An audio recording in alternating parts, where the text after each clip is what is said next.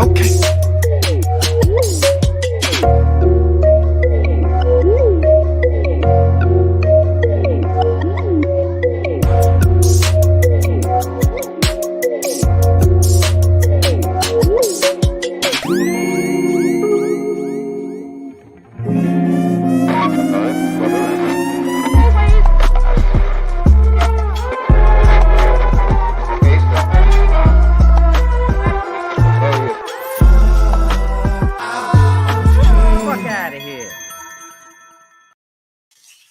Yes. Welcome back to the FOH podcast, y'all.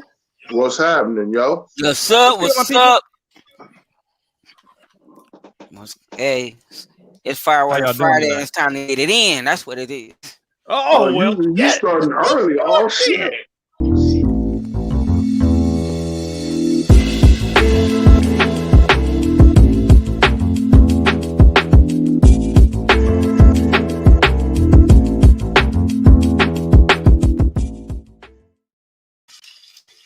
That's how we do it. Y'all. What's happening? What up? Shit. Let me go ahead and pour me up a shot. You already know what it is. It's the FOH podcast. We are here every Monday, Wednesday, and Friday at 9 p.m. Pacific Standard Time. It's not a crime. We talk about all the wonderful things happening in the music industry. Shit happens in the media. Catch our attention, get on our radar, make a ping ping. Speaking of ping pings, hit that bell, bling bling. If you enjoy the show, like and subscribe so that you can get the notification. We do have a tradition here on the show. Do we not, gentlemen? Yes, we do. Yes, sir. Get the fuck out of here. Hollywood says, hey, I got some milk for y'all because she already knows it's going to be. we don't do no milk on the FH podcast. It's bad for the bones. Hollywood, who you think going to need some milk this time? You never know who it's going to be. Right. You never know. Yeah. We all say we ain't going to do 2 hours, 3 hours this time. We ain't gonna drink like crazy and lose control. And who gonna do all that? Well, I see Big Luck over there. He lighting a cigar full of marijuana. This is tobacco. This is tobacco. What you talking about? Hey, it's California. You know what I'm saying? What you talking about? I got my FIREWATER. I'm just smoking a brown cigarette. Right. Mm-hmm. Hollywood said, "Oh, y'all." Okay.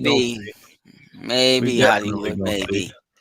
But we do have a tradition here on the show, so we're gonna go ahead and get into that. If you guys are prepared, y'all ready? Let's do it.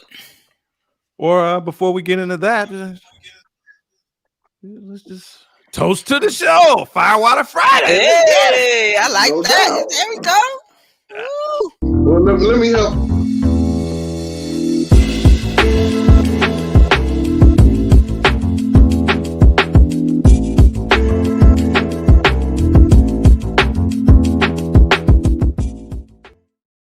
I would definitely like to get it popping with a couple of shots. So we'll do this one for the hell of it. Oh.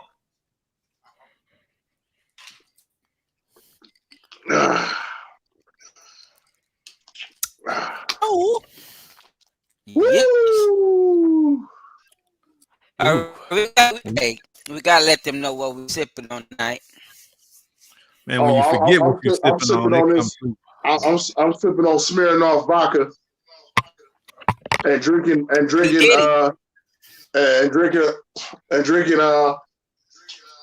margarita. Hey. I'm down to the bottom of this bottle. I got some other shit though. Man, when you out there, bro, just let you know. Well, you know, I mean, I can go to the freezer and get the big bottle I got in that motherfucker, really get it popping. Well, you know, do what you gotta do. Man, don't get me started. You for doing a damn thing. Well, since motherfuckers ain't go ahead and get started. Y'all motherfuckers ain't ready to party with the big love.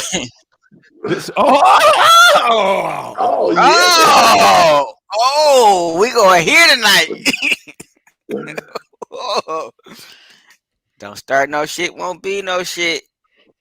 You young whippersnappers. Oh, okay. I ain't even offended. Me either. Don't get mad.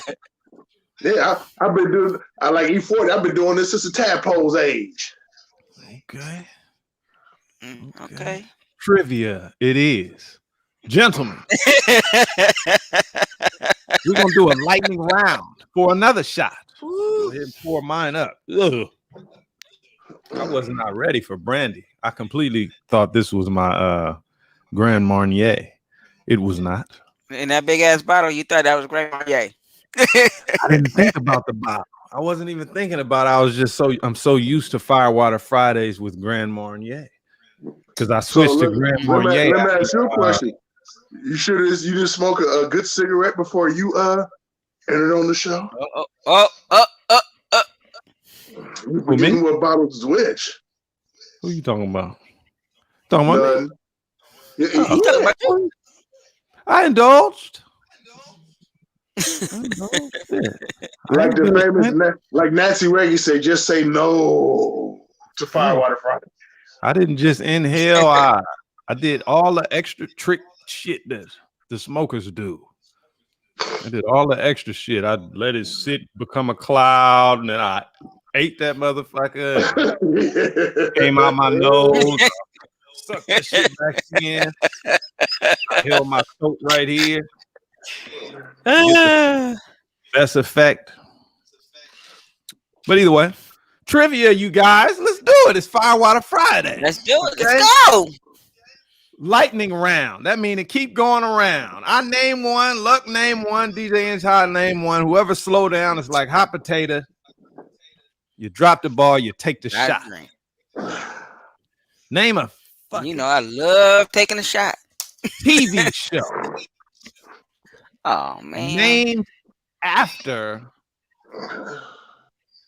the main character or characters. If it's like a last name or something like that, that'll work too. It's a TV show, but the title of the show is also the name of the leads or lead. I guess I'll start, and I'll start with the Addams Family. That's about a bitch. Come on, Big Luck. Well, okay, well, I'm going to go with B for Buffy the Vampire Slayer. Casper. It don't have to be in a particular order. It can be just keep going with names. Yeah. Okay, cool. I said Casper. I'm going to say Beavis and Butthead. That shit about them. That's the name of the show. Okay, well, nigga, I'm finna go real old on you, motherfucker. I'm gonna go for Z for Xena for Warrior Princess. What? Damn. That's it, actually. Beetlejuice. Yeah, Beetlejuice. Yeah, that's a good one. Andy Griffith show. Oh, nigga, I'm gonna go with I'm gonna go with T for Thundercat. Drink. I'm going Saturday morning cartoon on you, nigga. Inside. Gilligan's Island. Oh, this is real old, nigga. Hollywood and Baby D probably wasn't even born when that came out. Oh, she nigga. probably wasn't. I'm gonna go with N for Ninja Turtles. Ally McBeal. I skipped Inside though. I jumped the gun. Keep going. Inside. Oh, it's my turn. Yeah. Alien. Back to Luck. I'm going S for Smurfs. Inside. Then going straight cartoon. All right, you want to do that? Tom and Jerry. I got y'all night. Damn. Iron Fist. Iron Fist going there, huh? Hollywood say Proud Family. Big luck. Oh, okay. Well, I'm gonna go with people. Powerpuff Girls. I'm gonna say Arthur. I skipped DJ N-Ty again. Go Ed. He-Man. Oh, Nick, I'm going for D for Dexter's. Oh, it's your turn, Pete. Doug. Dexter's Laboratory. Damn. Inch. Brain. Damn. Babar. You bad. Oh, Babar, nigga. Oh, nigga, I'm going with Aladdin.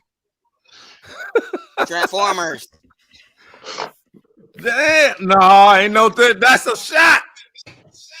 That's a shot. What? Ain't nobody named Transformer in the Transformers. Oh, my bad. See, that's too much. Yeah, you supposed to say Optimus Prime. You finally ended that one. Whoa, I thought that was about to go all night. That's good. That's good. That means we can move on to the next.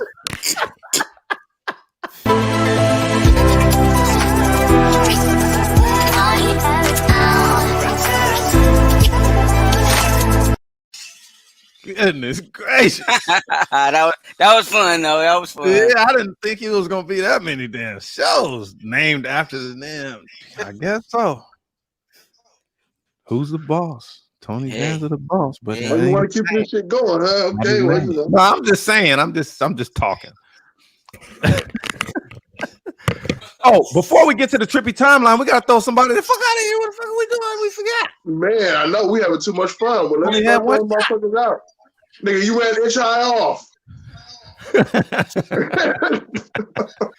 Well, let me just go ahead and get this out the way, y'all. I think it's kind of funny. We can get into it a little bit. It's up to y'all. But let's do it. I'm gonna throw Tekashi 6ix9ine out again because DJ Envy said that he's received several calls from Tekashi's manager trying to get an interview. Ain't nobody letting this man back in the media. Really? Have run your course. Yeah. Oh, so the trolling is over. So he's begging for interviews now, huh? Maybe if that motherfucker throw some breast on with that rainbow colored hair on this motherfucker. A lot of bloggers and podcasts have also went public saying, his lawyer, his people contact us, and we told him we weren't interested, and so on and so forth. Even Benny the Butcher, they were talking about this the other day.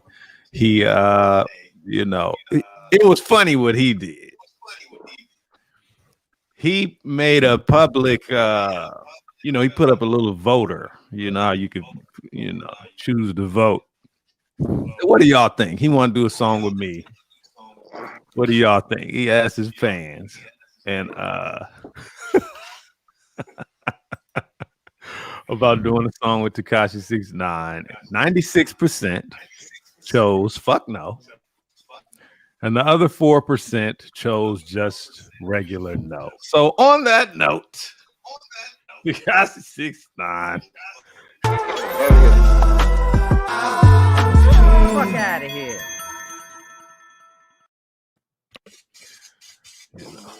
He get respect from Hulu and Showtime and shit like that, but I don't think it's working with the average people in music industry. Nah, that nigga didn't burn the bridge. That motherfucker annihilated it. He blew it off the map. That motherfucker used nuclear weapons and burned his bridge.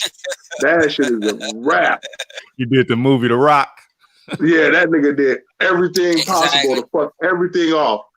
Only thing he didn't do, he did everything. That nigga did everything possible to fuck his whole career off. So hopefully, Baby D in the house. Baby D in the house. What's she up, say, Baby D? So hopefully, What's up, Baby D? Oh, my people's in the building. Shit. What up?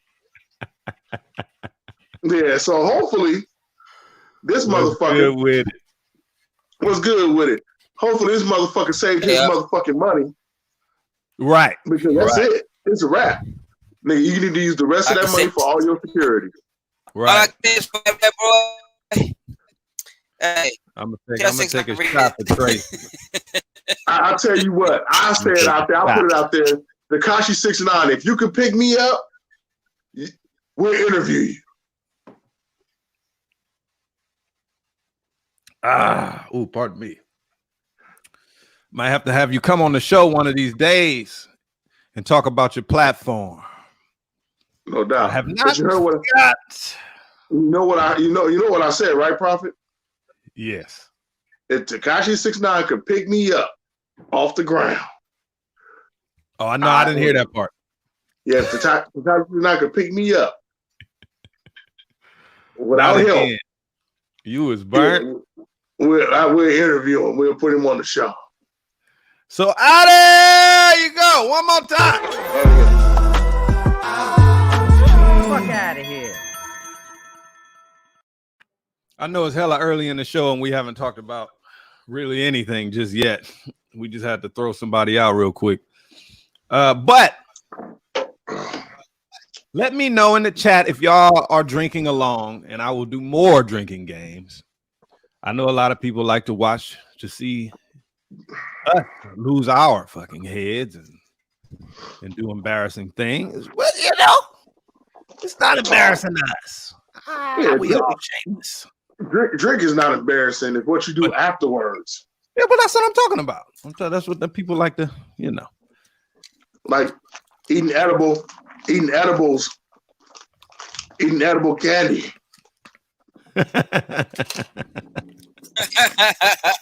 Yeah, terrible idea sometimes. But let's talk about this. This is trippy timeline. Who's been watching the market and shit? I know a lot of people have made it their hobbies. A lot of people use Robinhood. Market's been crazy. I'm mad. I'm mad that I didn't put all my money in. I'm mad that I put no money in. Shoot. Okay, well, there's a lot to that. Oh, Baby D is definitely drinking. Oh, what's up, Baby D? What the hell I'm talking about. What I wanted to say is for everyone that is drinking, we will play more. We'll do more trivia to make sure that you are, on the path to greatness, like we are for the rest of the night. Rosalind J says, "Hello, people." Yeah, we on a path to greatness with this drink.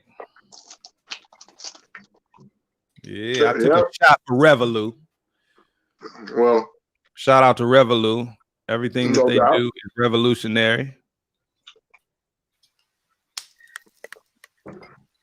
Definitely would like to have you talk about that on the show. Well, shit, let's bring his ass on the show. Let's bring him on the show. We'll put it together. I'm with it. That wasn't an actual dance. It's actually my back. Top of my back fucked up, y'all. Either way. So recently in the news. Look, brother, I'm gonna say this. I love you to death. You my peoples. But if you mention your back, I'm just gonna walk on it anyway. You're gonna be laying there playing with the kids. I'm just gonna step across it. You ain't stepping on my damn back, damn it. Now, so GameStop went through the roof. Everybody's talking about it. It's something else. The group is called Wall Street Bets on Reddit, right? They got a community. They run the world. They don't run the world, but they're doing some things that we've talked about in the past, wondering how much of it is possible in the area of the stock market, because we've been able to watch and kind of, in a sense, manipulate these things a lot easier. Like people make fucking, currencies for fun in cryptocurrency as jokes and shit like that. And, either way. So GameStop goes through the roof, right? And Ja Rule is mad as hell. Ha! See, you didn't see that shit coming. Where DJ N go? Okay, there you go. Let me check the chat real quick, y'all. Oh shit, that's what's up. Tracy says iOS app is in development, y'all, for Revolut. I told you we're gonna get into that. I don't want to even touch it without going all the way. Baby D is laughing about the situation with Ja Rule. Yes, now turned into a situation with Ja Rule, but we're gonna get back to it. We're gonna talk a little bit about stock. Ja Rule said that all of this, he was pissed off. He said, "This is a fucking crime." At Robinhood app, what they're doing. Do not sell, hold the line. I know it's a lot. It's a lot. Just give me a second here. I'm going to weed through it so that we can put it in perspective what actually happened, right? Because a lot of people are mad, especially the people who, put money on things going downward, right? Not up, going down. GameStop was nowhere near as high as it is right now. So the Robinhood app had, put a stop to trading those particular stock at that time during this massive buzz, which was created by that community on Reddit, right? He said it was a crime that they weren't allowing you to trade. So just in case you were like, this is some bullshit, what does Ja Rule think about it? He jumped out the window. So that was wonderful. That was wonderful. Tracy says, you heard about Ja Rule's new app, Icon. It's a talent booking app. I have not. But I will look into it. That's dope. I will look into that.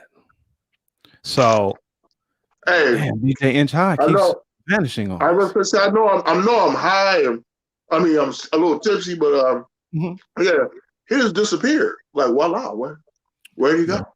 He'll be back. So either way, Josh said the hedge fund guy shorted these stocks. Now we can't buy them. People start selling out of fear. We lose money. They make money on the short. This is a fucking crime. Yeah. A lot of things came about in that fashion, with people online being frustrated with not being able to take advantage of what was happening, in 2021.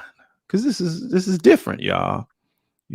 People getting together. This is kind of, this is power. This is power to the people. You know what I'm saying? So either way, this community on Reddit is performing a short squeeze. Okay. That's what it's called, y'all. Short squeeze. Don't let that phrase run your imagination. Just look it up because,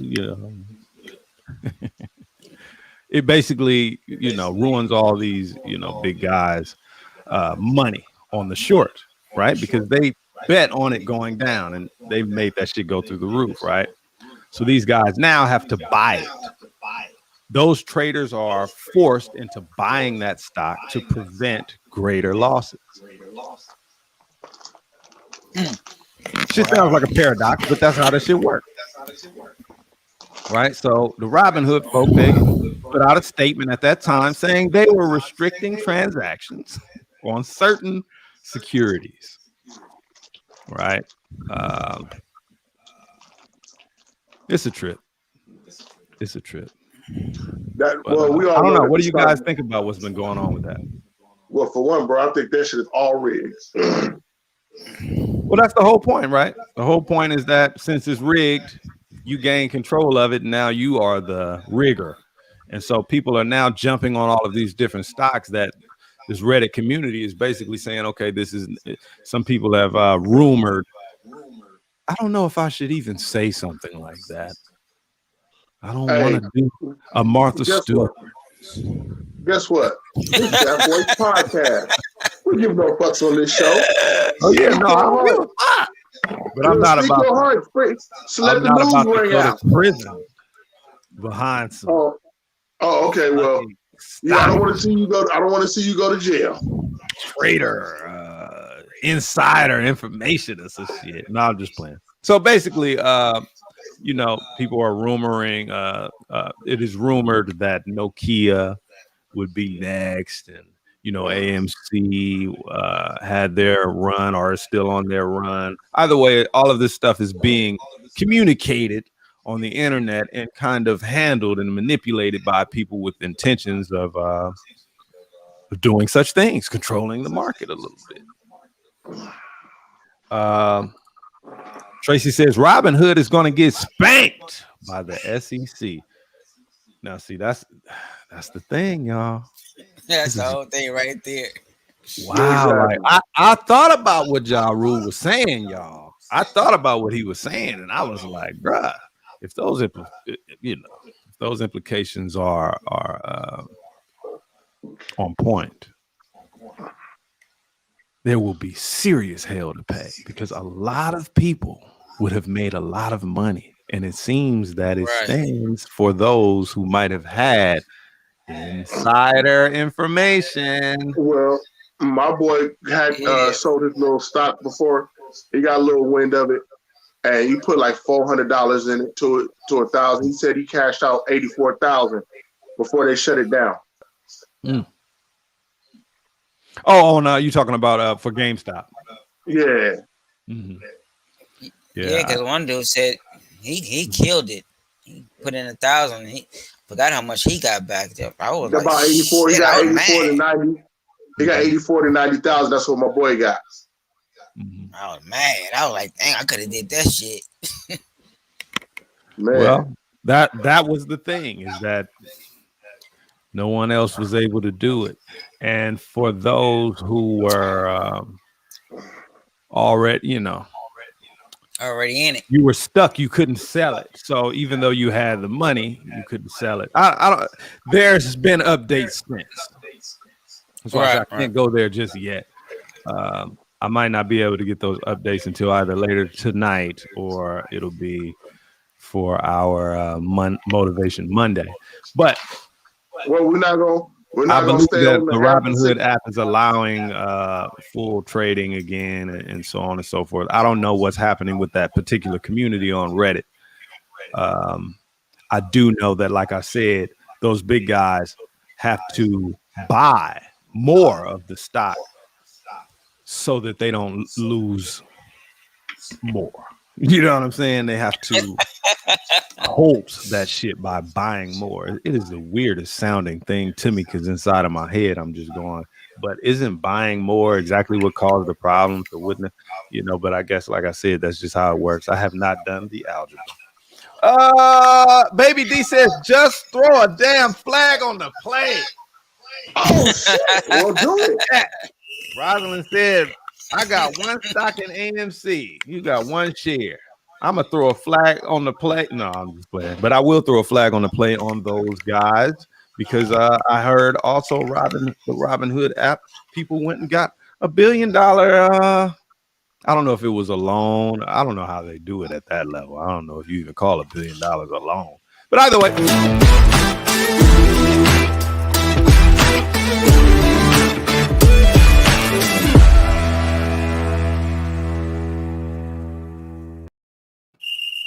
I threw the flag, baby D. Dang, she just so impulsive for the flag to be thrown. Who you mad at, baby D, when you got to throw the flag?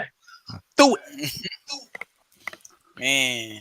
I'm not going to get into this particular flag on the play. I got a couple flags to throw tonight. Oh, shit. I don't know if everyone's ready. Do it. Man, this is FIREWATER Friday. Let's do it. I'll do this flag. Let's talk about this for a second. I don't think everybody will be able to understand, by experience what the hell I'm talking about. But there are a lot of people out there that know what the hell I'm talking about. However, it's not like you couldn't relate at all. But either way, so what I wanted to talk about was scams in the music industry. Watch out. Damn. I've been a victim many times when I was just I don't know what you say. I don't know. knee high to an elephant's eye. What is it? You know, I was small enough to be able to hear an ant piss on cotton. How about that? That's how young I was. And during these times, it was very hard times for a young man who was just looking for a record deal. It was different back then. Scams, y'all. Right now, in particular. Hey, before you start, I want to know who got their mic up to the point where we're echoing. Damn it. Say something. FOH, fuck out of here. 1, 2, 3, 4. Fuck out of here. DJ High. What's up? Your volume is too loud over there. You're echoing. So there's always been scams in the industry, but recently it seems like they've been upgrading or some shit, because I get like thousands of messages from I'm gonna just have to mute this channel. I get thousands of messages from fucking Funk Master Flex and shit. Who else get that shit?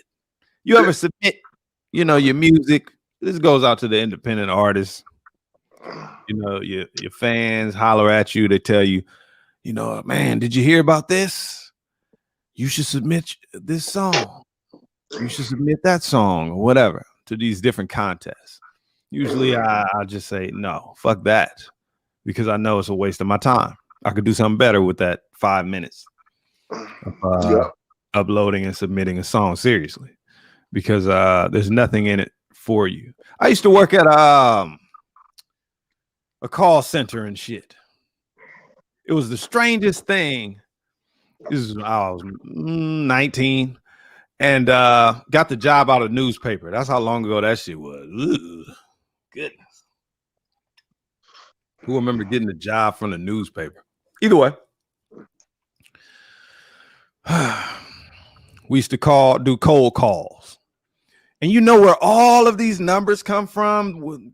Where we would call these people and tell them we got a gift for them, and basically we just tricking them into going and buying some timeshare, right? They don't tell us that, but that's what I figured out ultimately. But where all of these people's information comes from, why do these people call you? How did they get your phone number? I'll tell you. When you see that car in the mall, you know, they put the new Mustang or whatever the fuck it is. Mm-hmm. Walking in the mall and you go, oh, look at this. That's nice. That's a very nice car.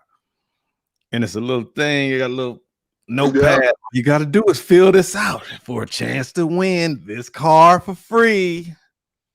Bullshit. It's all a scam. The you know, information getters.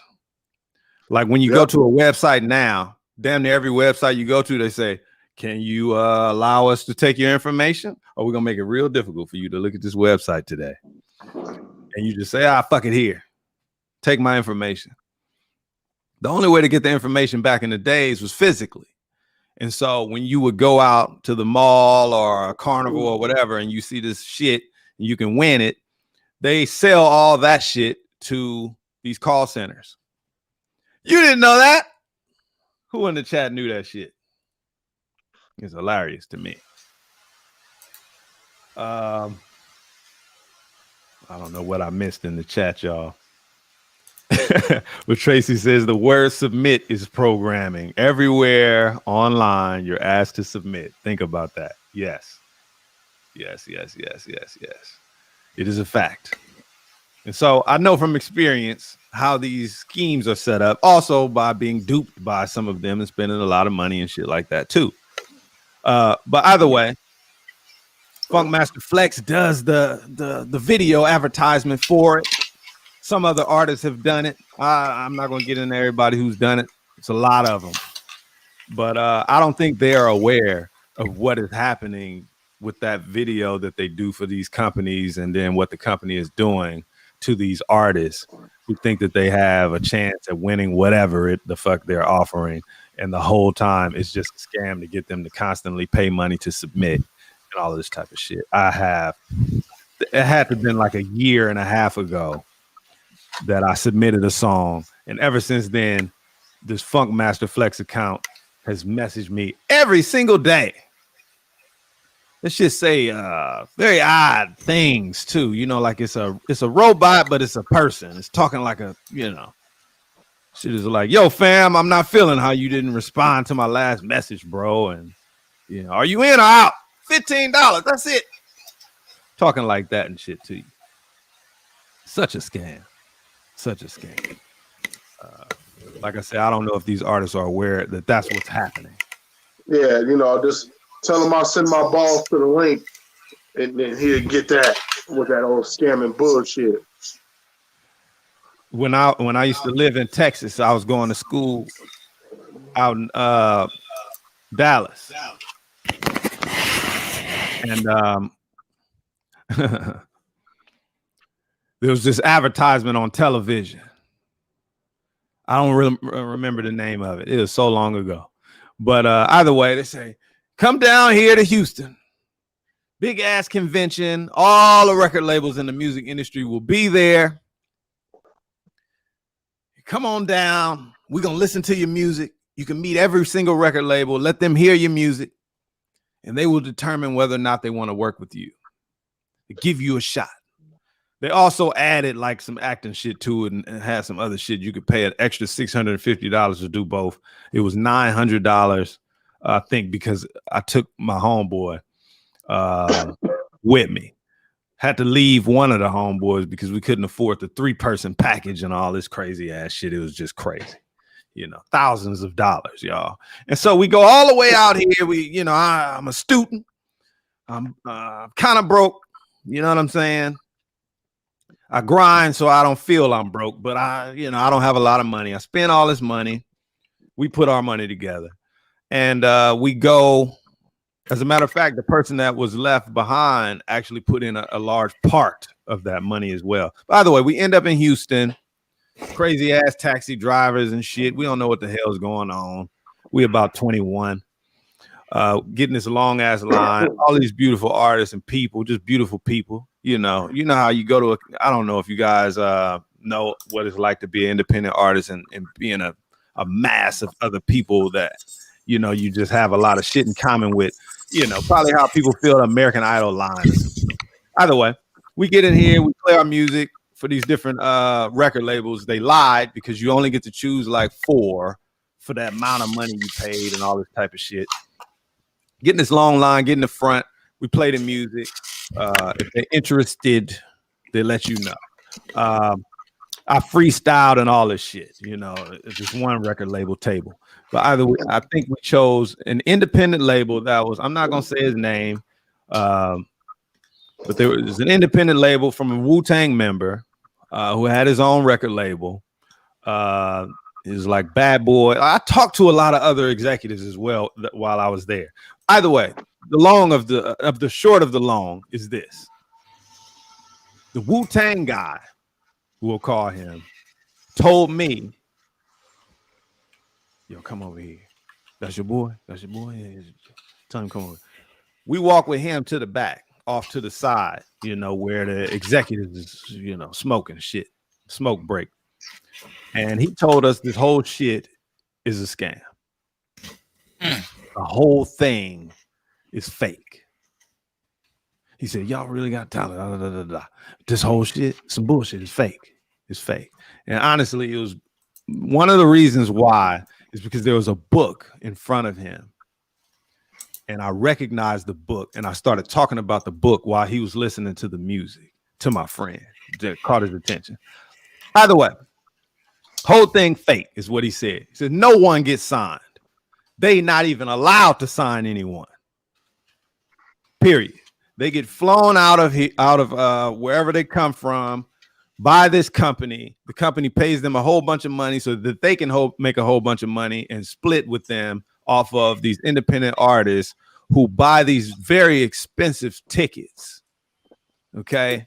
And that's how they make money. It's a vacation for these executives, paid in full for them so that this company, whatever the company was called, can make money off of ticket sales. and they're selling dreams, you know. So that's scams of the fucking music industry.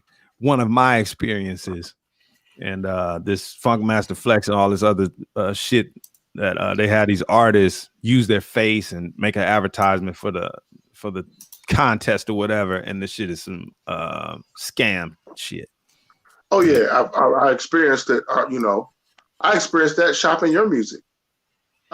Story goes is this dude's supposed to be an A&R for Master P. Me and him were conversating over the phone. He's like, "Yeah, man, I love your boy shit. Blah blah blah. I can get him signed to anybody." And then the motherfucker said, "Yeah, man, you give me like $40,000, man, and I guarantee him a deal." And he started saying, "Yeah, like with Monica and I mean all these past groups that he supposedly got deals." So I hit him with the same industry shit. I said, "Well, why don't you just sign the paperwork and get a percentage, and you go ahead and push the produce bill since you love the music so much?" And he got quiet, you know. And I never heard from the dude again. I called him on his bullshit. Now I've come to find out this dude really was an A&R for Master P, but that motherfucker was trying to get 40 G's out of me to push my boy Prophet to get him signed to a deal. Come on, bro. We know that shit was a scam. Yeah. Because any person who believes in your music should be able to go ahead and get the deal and take the percentage. You know, if you can get this man a deal for his great music, videos, television, movie work, you know, then guess what? We don't mind giving you a percentage. So how come you just didn't take the money on the back end knowing that you get this deal and a bigger check? Because you knew you could. There are a lot, yeah, absolutely. Those are there are a lot of red flags that go up, and one of them is just straightforwardness. When you can't just go straight forward, it's because there's a scam in the end, you know, most of the time. I would say all of the damn time. But yeah. DJ Inch High, you ever hear of any scams in the music industry personally? Bruh, I think the last scam I've been involved in, it's quite a few years back. And me and my rap group was together, and I was doing what I do, you know what I'm saying? And we were putting on different shows and inviting A&R people to the shows. So unsigned artists can also get the deal also. And it wasn't just for us, you know what I'm saying? I got you. So one producer came and talked to us, and he was like, "Look, y'all can we can do this like this. You know, you guys put up, I think it was like 20K, and good. On the contract they would get like 75%. Like, who the fuck are you? They're like, you fucking crazy. 75%. Get the fuck out of our face. So basically, we just left that deal alone. Bad deals are a scam, definitely. Shit. Yeah, exactly. Well, let's get to some more trippy timeline then, y'all. It's Firewater Friday.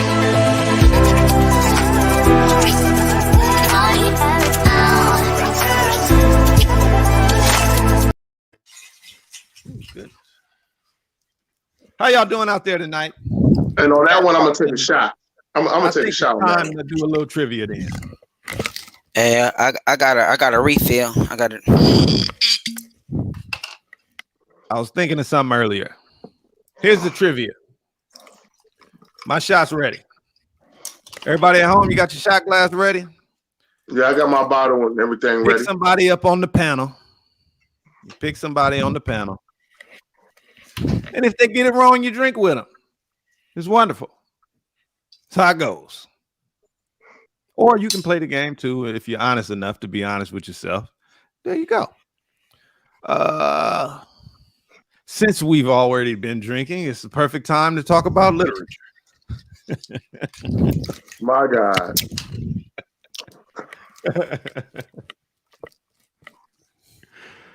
Oh, shit. Name a book that millions of people have read. Oh, shit. Really? Name a book, what? That millions of people have read. Just, you know. I'm gonna go with a Name a book classic. that I'm gonna go with a classic. I'm gonna go with Roots. Good one. I'll take that. good one. DJ Inch Sybil. Okay. Okay. I say Harry Potter. I got one better Oh, than that's that. a real good one right there. Hey, I got one that you guys. The chat. Whoa, baby D. Oh, she beat me to it. Tracy. She beat me to it. I was about to say the same thing. You beat me to it. The Bible. Dang it. Y'all beat me to it. Hey, the more the chat light it up, the less to pull Green from. eggs and ham. Wow. Wow, wait. Green eggs and ham. Oh, good one. Big luck.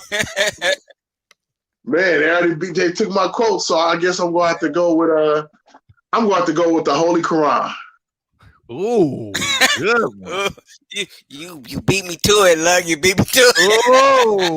Oh, it's a battle. DJ The Stand. Oh, we're going there. Steven Oh, we're going Spielberg. there. I mean, Stephen King. Trust me, he's one of my favorites. We're going there, okay? It's one of my favorites, bro. I'll say The Catcher in the Rye because I know that shit is high school reading required material. Okay. Oh, What? Okay. The most read literature ever.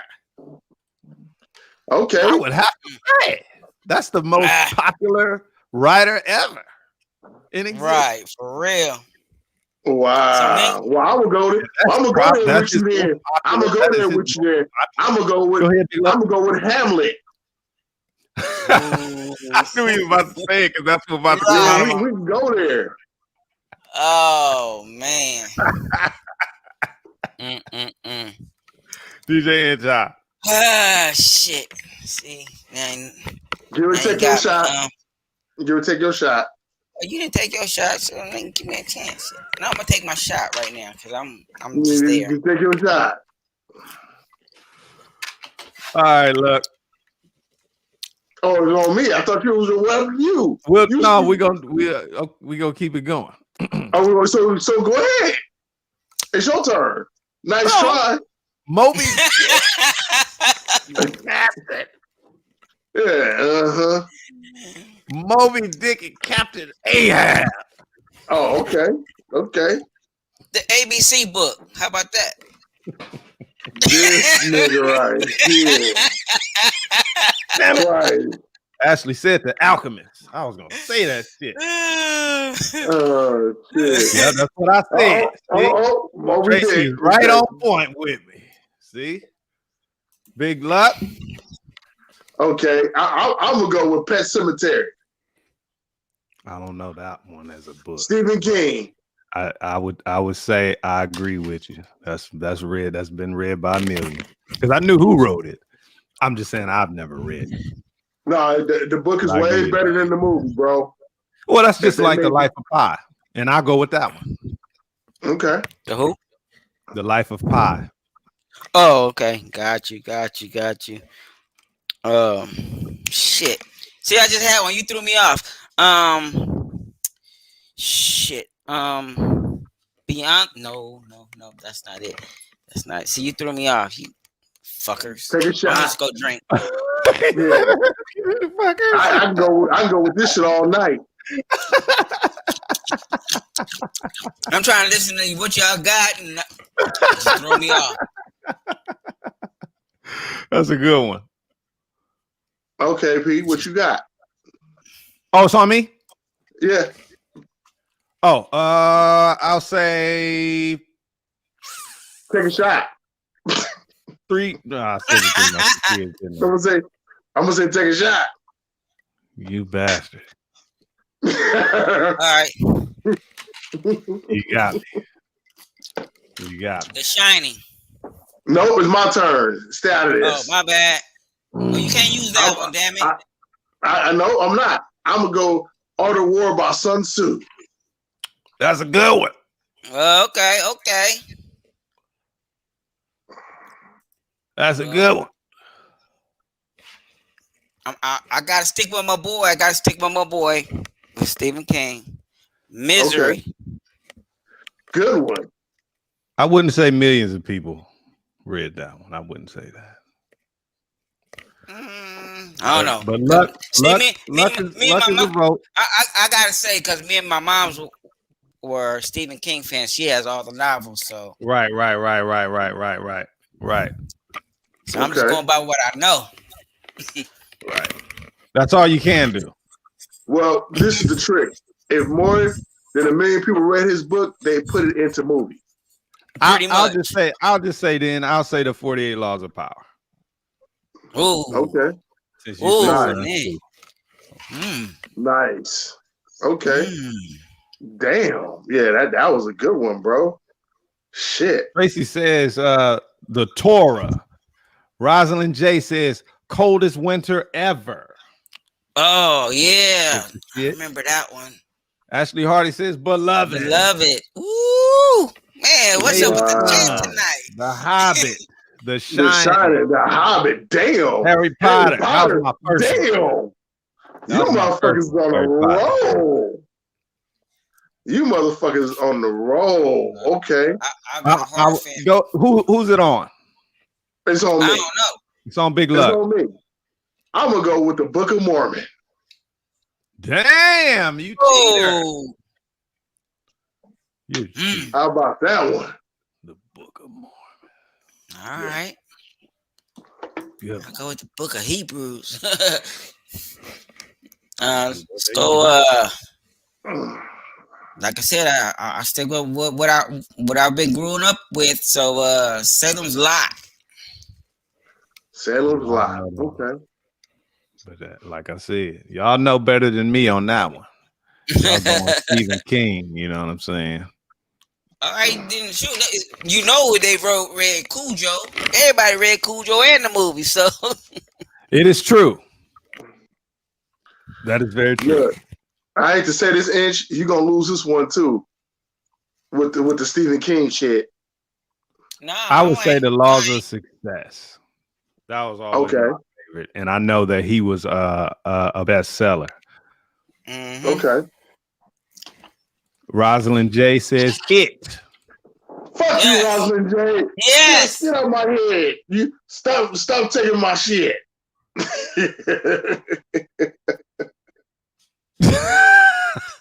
Damn it. Who's it on? It's on me. Big Luck.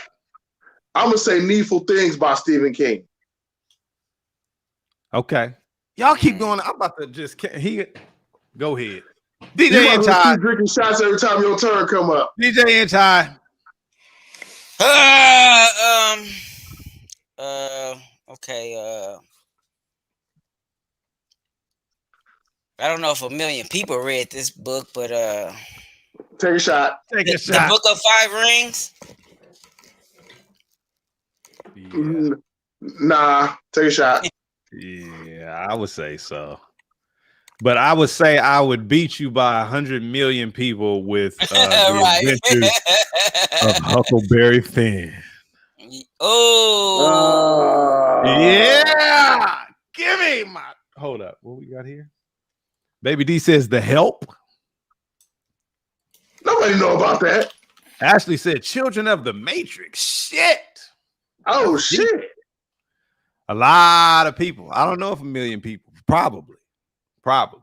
I would say hundreds of millions of people believe in aliens and reptilians and that kind of shit. Rosalind J says Uncle Ben's Cabin.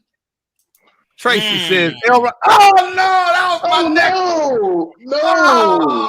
Oh. See, you trying to go there with me. You trying to go there with me. Okay. The whole time I'm sitting here going, L. Ron Hubbard. What's the shit they be doing? Damn. What's the shit they be doing in Scientology? What's the shit they be using? And then hear me, I said, oh, Dianetics. That's right. And then he go, put it in the chat. Wow. I don't know, bro. Shit, I'm about to be stopped. I got another good one. Come on, Big Luck. I'm gonna go with 50 Laws of Power.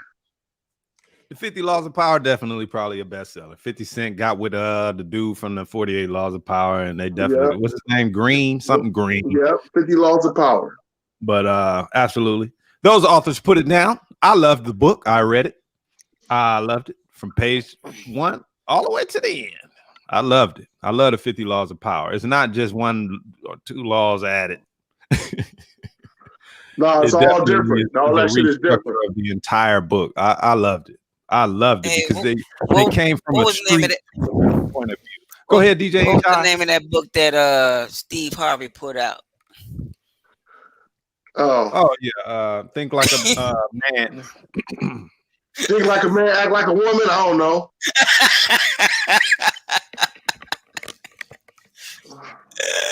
You got that. I act like a bitch. I'll go with Invisible Man. The Invisible Man. Yeah, that was good. I know that's Frankenstein. Oh, you going with the Invisible Man? From now on, you got to name the author. No, I'm just playing. Oh shit! We got 50 Shades of Grey, Rosalind J. We got Chariots of the Gods. Woo! Damn! Come on, Tracy. Damn! That's cheating. 300. How about that? You name it. I got one for Edge though. I'm gonna go with Children of the Corn. That's a good one. Ooh, that was one of my favorites, bro. Hold on. That was one of my favorites. Yeah, I'm gonna watch that shit when I get off the air, nigga. Children of the Corn. Man. Wow. I'm gonna say a lot. It's DJ High turn. What? It's my turn already. It's your turn, motherfucker. Yeah, they got said Children of the Corn. Almost gave mine away on his turn. Ooh, 300. Oh, the 300? Yeah. Okay. I got a good one for you since you want to go Hold on. It's my turn. No, not your turn. I want to say War and Peace. Ooh.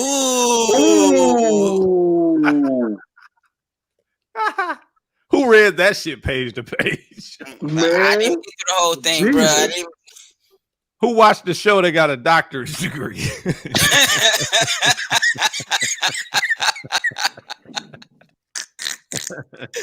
Crazy. Y'all students out there. I know y'all, that's the only boy. I said, no, I'm cool. I read it, but I didn't read it like that. I did not. Right? Yes, sir. Man. Yes, sir. What about Robin Hood? Robin Hood, definitely. Good one. Yeah. You lucky you ain't got to name the author. Okay, well. Don't nobody know who wrote Robin Hood. Big Luck. Who's it on? It's on me. It's Luck. Come on now. You skipped me. You know what I'm saying?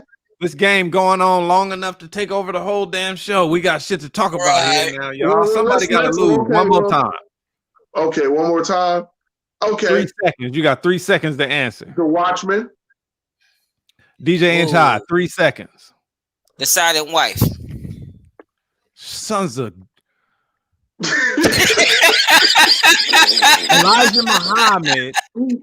Message to the black man. Oh. Big Luck. 3 seconds. Fuck it. All right, that's the end of the game, y'all. We moving on.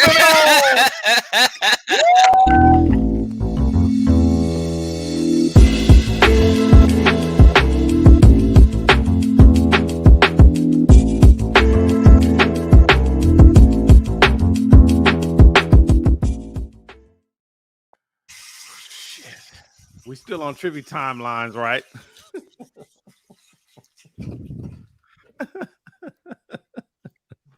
All right, y'all. Wendy Williams has a flash of biopic. It's a biopic. You know what I'm saying? Not she, man. Come on. It's tomorrow. You know what? I hate to say, you know what Wendy Williams is shaped like? She's shaped like a hammer. What y'all talking about? That's what Wendy Williams is shaped like. She's shaped like a hammer. Damn. Oh, damn. Y'all coming with the daddy long leg jokes and all that shit already. Shit. I ain't even started. Y'all don't even know that. Where I'm That's going fucked yet. up. I want to see when Wendy Williams, they open her legs up like picking up a pair of chopsticks. Like Wendy Williams. Oh, shit. Oh, shit. See, y'all can't even be neutral. Oh, shit. Biopic. Oh, Y'all my can't God. be neutral. It's hard to be neutral about her, bro. It is, bro. I'm just fucking with y'all. I mean, she's definitely total opposite of thick. Hollywood says it's shot time again. I thought we just left a whole game full of shots, but how about this? To be immune from the shot, everybody else who does not shout the answer immediately has to drink. This is how I do it, y'all. This isn't a game. This is real life. The question is, who did Wendy Williams say she had a one-night stand with?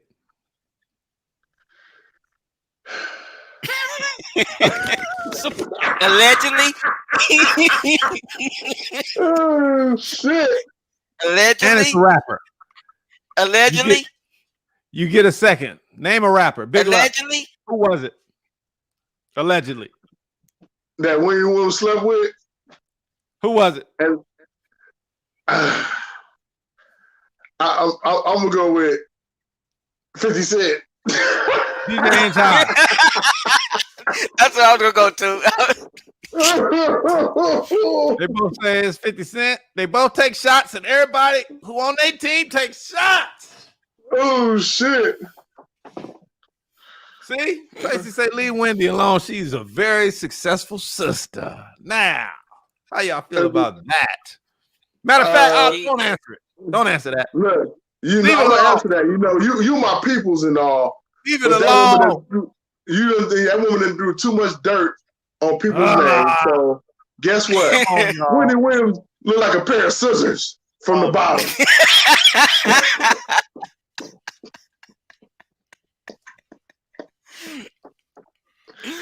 Oh man! I never see somebody with number 2 pencil legs.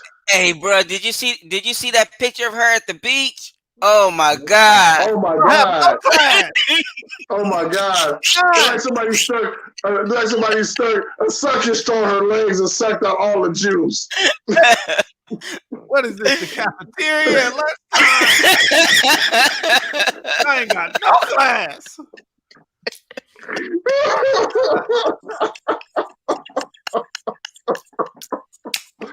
Oh shit! Yes, very wrong for that. Very. Oh shit! You got no. All right, go ahead, P. Go ahead. Where you school? Bro? Where you school? Go ahead, P. Damn. No, Steve.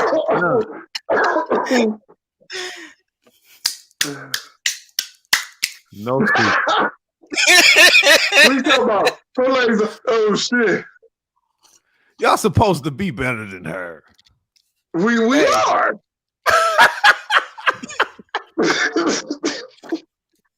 You know what I mean? If you stood her upside down, she looking like 2 alphabets. A lowercase b, or she open her legs up, she like a T.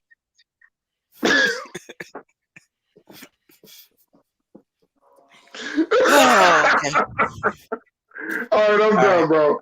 I'm done. Go ahead, bro. I'm done. Just completely burnt. Goodness gracious. Oh, shit. It was Method Man, for the record, if you remember what the question was. Oh, yeah, that's right. Method Man should go on full denial about that. It is alleged. It is alleged. Uh-huh. Okay. I think Wendy Williams is lying on that one. In a conversation with DJ Sus One, she lit up the Instagram, y'all, with that shit. She said she smoked weed, allegedly, with Method Man, and they had So they is that not why? close. Is that And why she he said said he may or may not,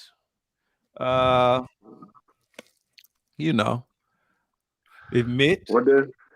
But that's what I happened. know why He he also said? that, this, huh? Well, I'm sorry. I know why he said, "I'll bring the pain." By looking at her face. Sleeping with Dr. Simeon from Planet of the Apes. You know what? On that note, P, I'm gonna have to hit my boy Meth up and see if that shit is true.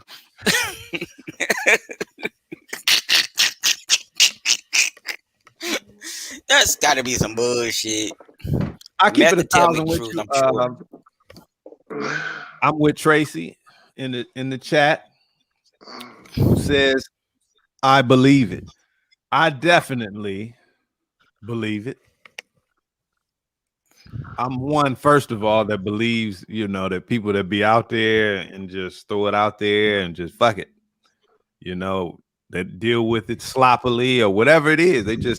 They are who they are. They say what the first thing that comes to their mind. Look, them people ain't got no reason to be lying. She definitely ain't got no reason to be lying about that. She did say that it was because that night at the club, she says it was a fight. Method Man was in the rafters. The whole Wu-Tang Clan was there. She describes. This is all alleged. This is her conversation with the DJ on the show. She says when she came across Method Man, he was very fucked up, just like her, high, smoking weed. She said he had better weed than her, so she was saying that he was more faded than she was. And then on their way to the pad, she claims that he had a lot more weed and she had some more weed. And she says she did this during the coke days, she describes. She says that she didn't say that Method Man indulged or did not indulge in that part. We don't care. But sounds like to me she took advantage a little bit. Well, I got one question. But my whole thing is, bro. I got one question. What the fuck? Tracy say y'all don't Go think ahead, Wendy Williams could tell you some wild ass stories. No, I believe it. I just want to know she could. How did Method Man get the splinters out of his hips with sleeping with them sticks?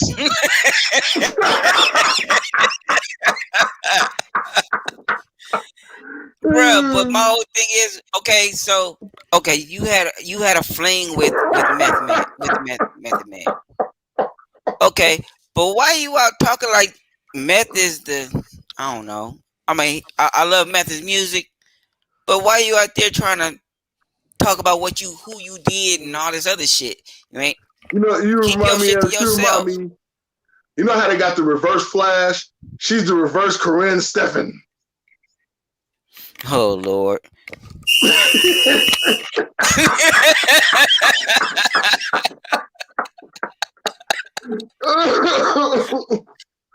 Oh shit. I'm just saying, why put your business out like that on Meth? Even if y'all did do it or didn't do it, why put it out there like that? Yeah. For the record, I just want to say before we go any further, welcome to After Hour.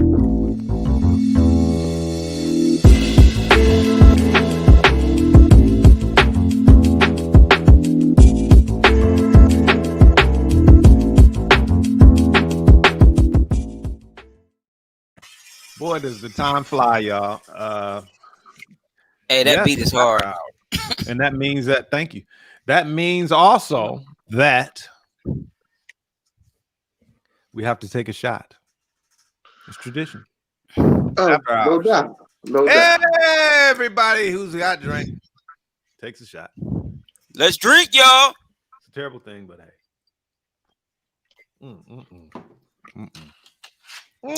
Yeah. All right, look. I don't know why y'all talk me into this one. I know, right? Hey, don't get me wrong. Like it's some cool shit. It's cool, and I like Ciroc. I like what they're doing, but it's not a top shelf. Shit is smooth the first time, but after that, it's rough. It will kick your ass. Yeah, it's rough. Hey, well, look. It tastes a little bit like E&J. Big luck. I'm gonna say you owe Wendy Williams an apology for talking about her like that. Go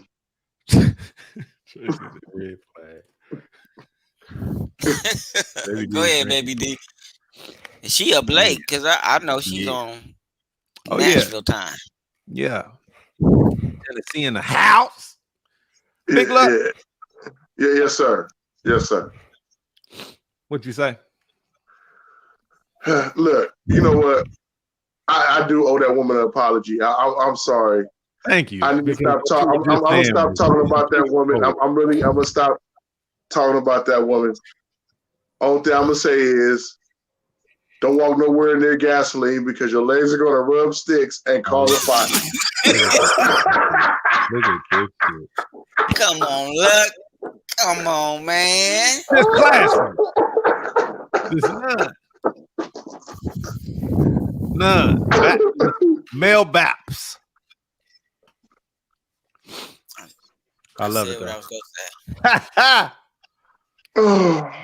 Luck does it. So I don't have to do it. I do it sometimes anyway. Try not to though.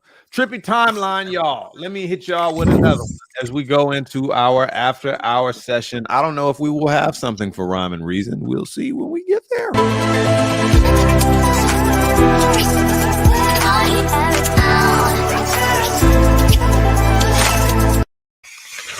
Now I'm not going to get into the case, but because we've done it on several episodes, we were there from the beginning all the way up to how far we've gotten now. His trial hasn't started yet. I'm talking about Casanova, in case you didn't know. The charges and details we kind of covered, like, you know, pretty much most of that in past episodes. And his name is usually on the cover of those episodes because we thought it was important to show what was happening there. RICO case. So there's been an update. I don't want to go backwards. I just want to talk about what's happening now. And as far as Casanova is concerned, they have denied his bail, unfortunately. So not only will he be in jail throughout, you know, the case, the trial, but also that kind of means when you get denied bail, especially you're dealing with some federal shit. The thing that I see that's very unfortunate about it is that means they have some pretty damning, you know, solid evidence against him in the judge's opinion. Yeah, and they consider that a flight risk. Right. So whatever they presented to the judge was good enough for them to say, for the judge to say that he should not. That basically, in my opinion, it says that the judge's opinion is that the judge believes whatever the feds are accusing him of in the least. They also intend to use his past prison stints, right, as a map from small time crime. You know, when he went in as a kid, because he tells his story in his interview. His history. Story. Yeah, you know. And he, especially on Vlad, which is controversial because according to some reports, the feds intend to use some information that was, you know, retrieved from interviews to support this case. So ultimately, they're using it as a map to show him starting small and becoming a leader. That's what they're trying to paint. That's the picture they're trying to paint. The judge called him too much of a danger to the community. This is why he was denied bail. Yeah, history always comes back and bites you in the ass. Well, see, this is the problem that I have. So he's a danger to the community, but you got, I ain't gonna say the kid's name, who goes across state lines with an assault rifle, gun down people. I mean, and he gets bail. He's out on bail having drinks with his mother at a bar. You see what I'm saying? So it's okay for that guy to go across state lines, and that's federal, and do all this, and he gets bail. So how come that man couldn't get bail? That's such a real statement that I would like for you to take a shot for saying it.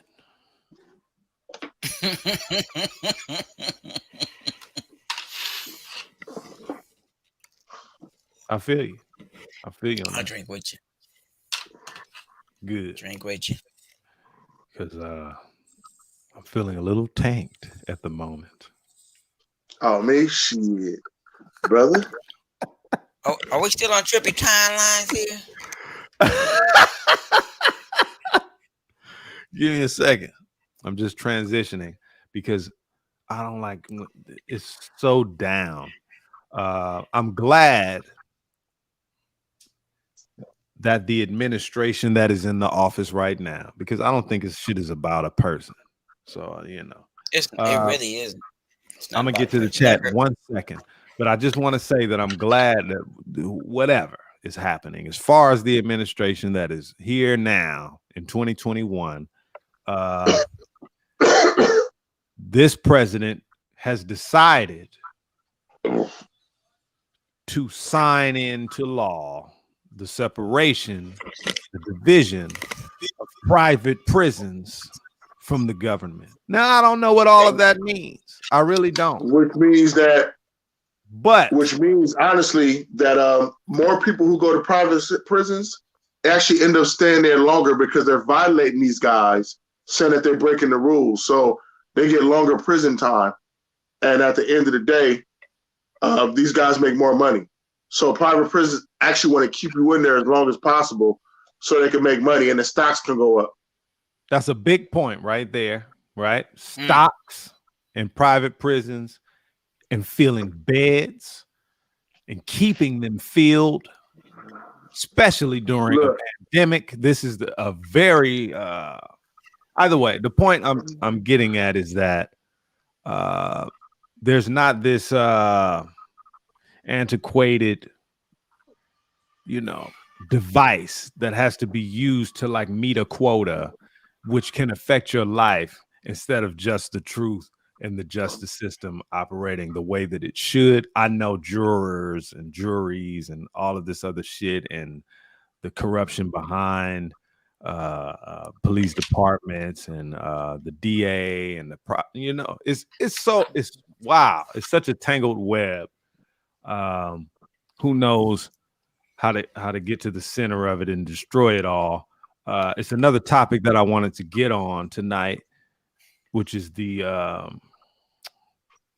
supremacist groups, which are very prevalent all through America. There's over 1,000 of them. We can't continue to ignore it. I learned that it was over 1,000 of them from the FBI. It is.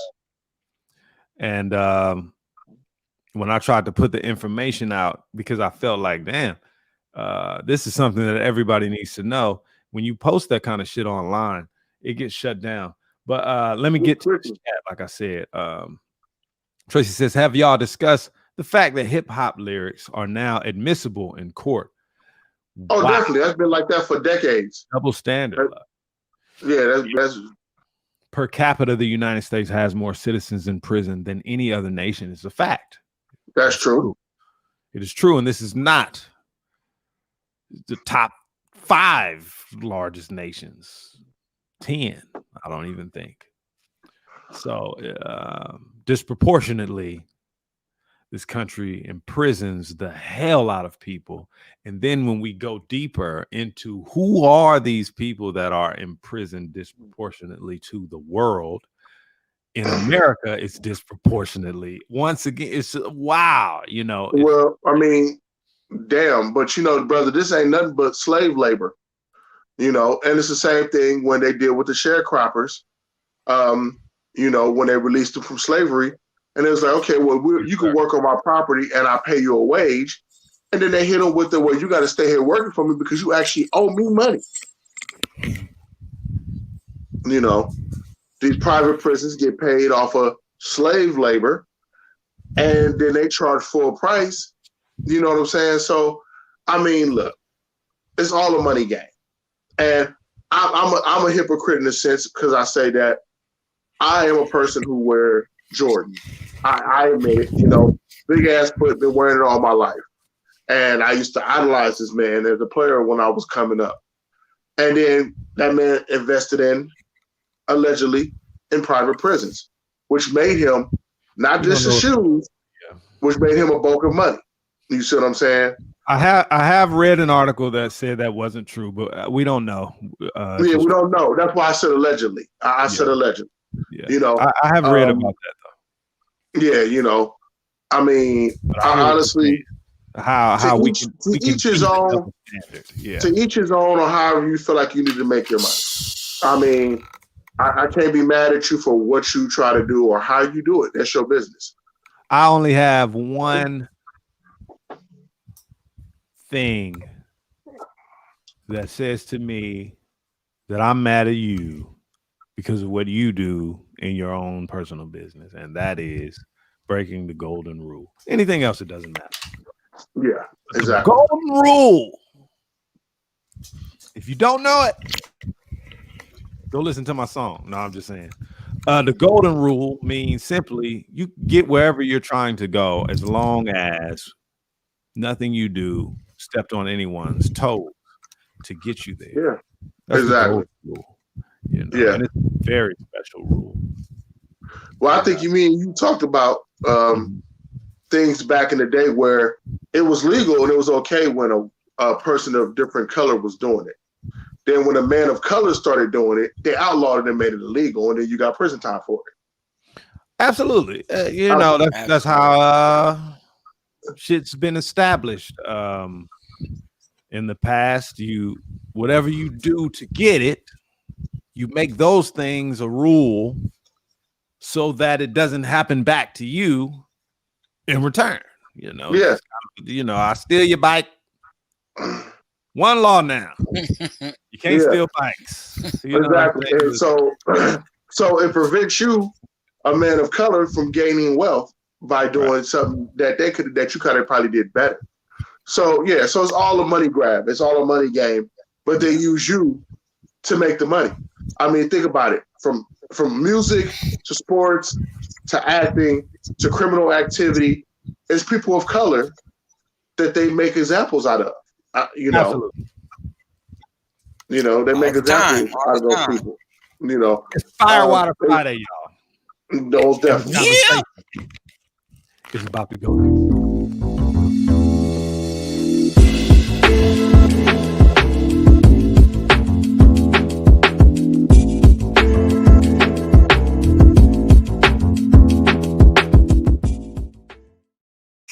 Before we get into some shit, anybody want to do a little trivia for a shot? Okay. Okay. I got a trivia. DJ and Chai got some trivia. Especially for the chat. Especially for the chat. And this is a very easy question, because we've asked this question before. How many episodes do we have in a season? Ooh. That's the chat. How many episodes in a season, y'all, for the FOH podcast? 5, 4, 3. What they get? 2. I'll send you $5. 1. I send you $5. That's $10 0. right there. It's over. Come on, chat. Take your shots. Send you $5. Yeah, come on. I seen you the cost of this shot. $15 in the 40-40 club. Tracy jumped out and guessed on y'all. Y'all ain't got no heart out there. Tracy said 10 on y'all. Ooh, Tracy say 10. Good guess. Good guess, Tracy. Good guess. Take a shot. Good one. Now take a shot.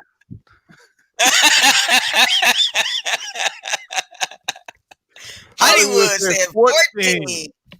Take a shot, Hollywood. Take a shot.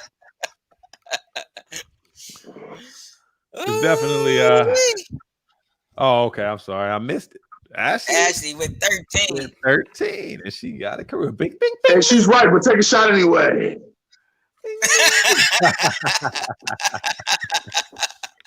Rosalind J said, what's the question? LOL. And Baby D said 12. So take a shot. Take a shot, Baby D. All y'all take shots. See the damn TV. Even for the person who said, what's the question? I remember one time I left the bar so fucked up. I don't know how it happened, but I had a big gash over my eye. Apparently, I tried to walk out of a door at the bar that was not a door. Oh, shit. I don't remember. That's what they say. Oh, shit. That's not a door, Prophet. Dang, bro. I don't remember. Then on the way home, people, don't do it to yourself. Jameson. That's why I don't drink it. I don't drink Jameson no more. Jameson, Jack Daniels, me and whiskey, we beef. Every time I drink some whiskey, crazy shit happens. I had my phone and my girl phone at the time. Broke both of them on the way home in the car. How does that happen? How you gonna break both of them? Ashley says, I won. Give me my money. I will send you the $5. Well, I said the price of my shot. It's in the mail. Come on, do you accept pennies? Do you accept pennies? 40-40 club shot cost $15. I'll send it to you. Speaking of Cash App, just in case y'all wanted to know, that is our Cash App. If you want to send us a donation, it helps a whole lot with our bills. You know, the shit, we own it, but it's costs. You know what I'm saying? It's not free. It's a lot of costs. A lot of costs. Or, you know, you help us buy bottles for the show. Look at mine. See? Almost empty. Firewater Friday. Support the alcoholism.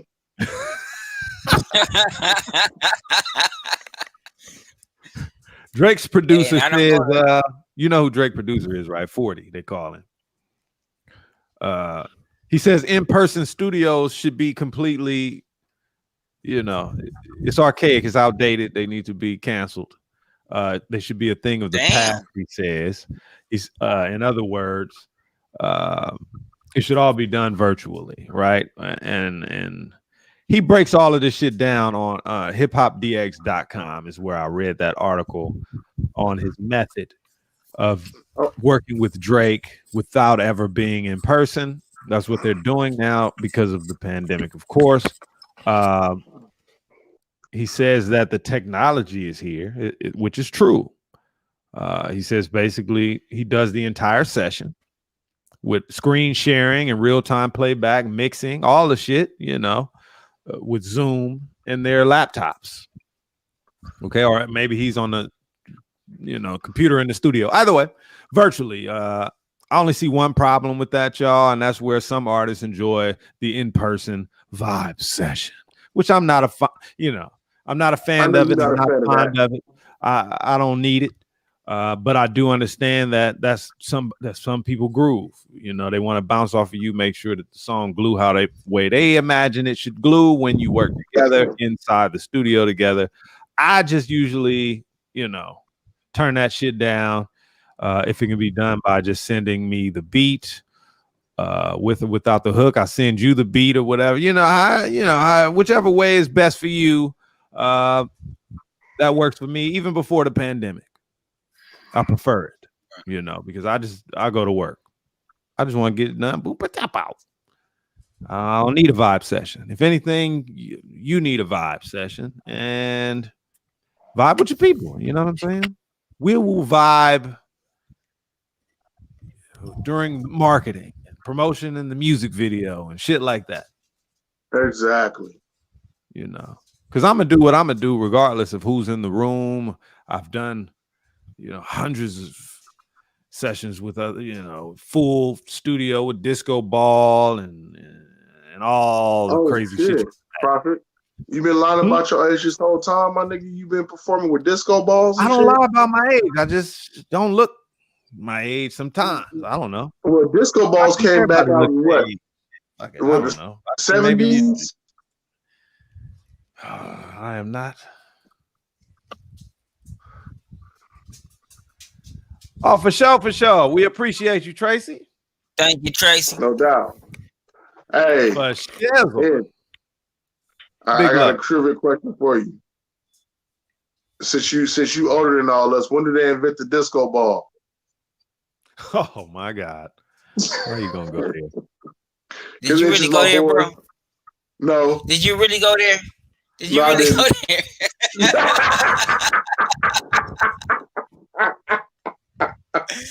Did you really go there, my brother?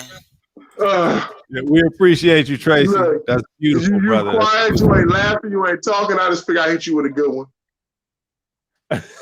Wow. Bruh, I'm not that old, so. Hey. Before y'all get on that, can I just ask a question? But it was about what I was in the talking 20s, about? I believe. No doubt. Go ahead, I'm gonna throw it out there like that.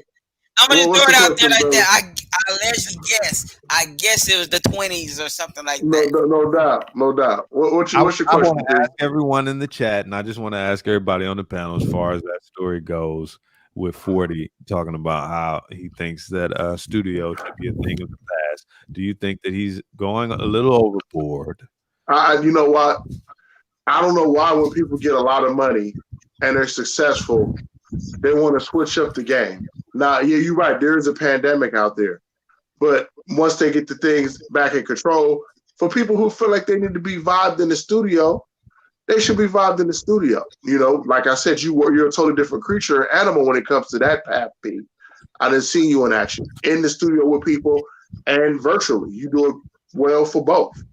But, everybody don't want to do it virtual.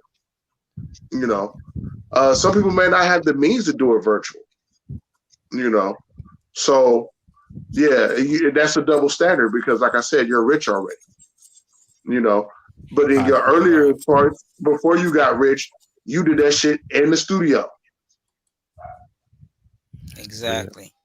My whole thing with that one is, like you said, everybody did this shit in the studio, and virtually, if you could do it virtually, cool. But it's nothing like doing it in person. As long as you follow the guidelines of being safe, come in the studio, let's get this laid and do what we need to do to make this money. You know what I'm saying? Exactly. But all that other bullshit, just straight doing it virtually.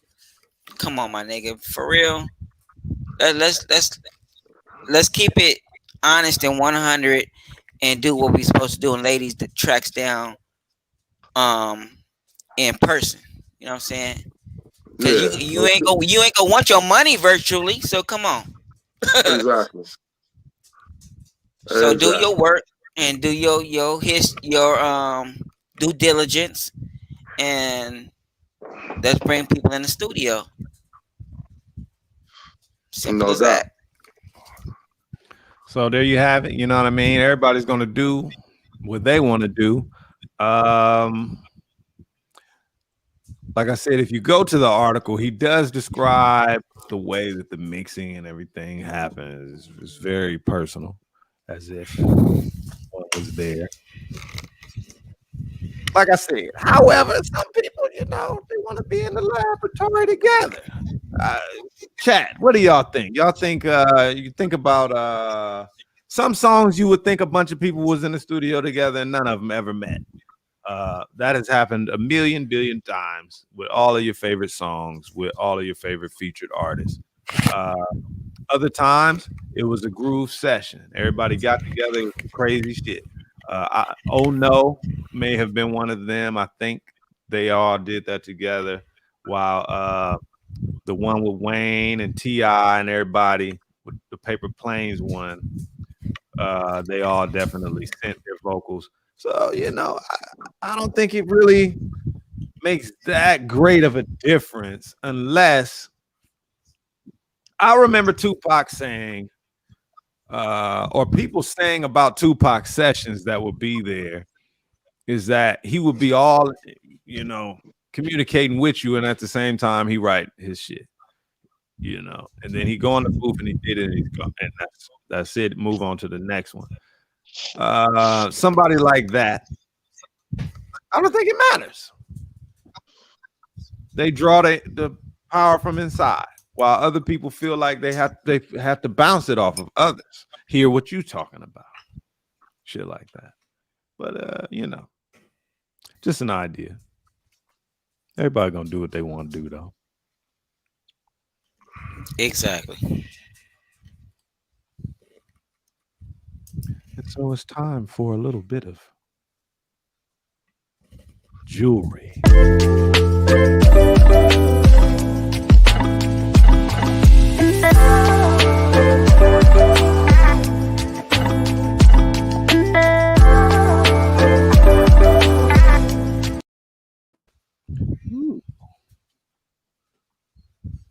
Y'all like that beat?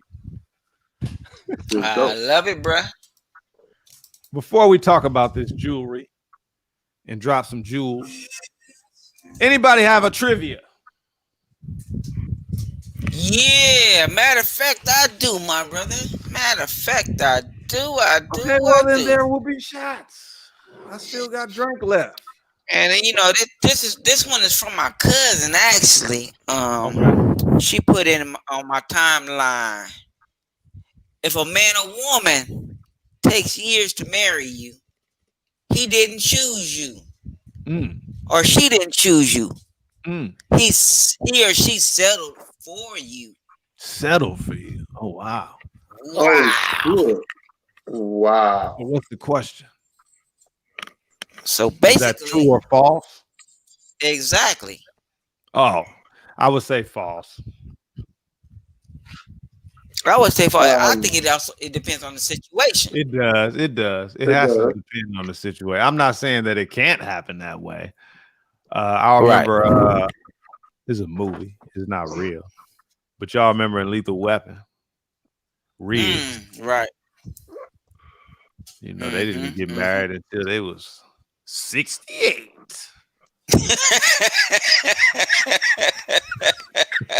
Christ. Anyway, he got his own. He just him. You know what I'm saying? He's just a different man. He in love and all that. He want to be together forever, but forever and ever. He didn't even do it. He didn't want to do the paperwork.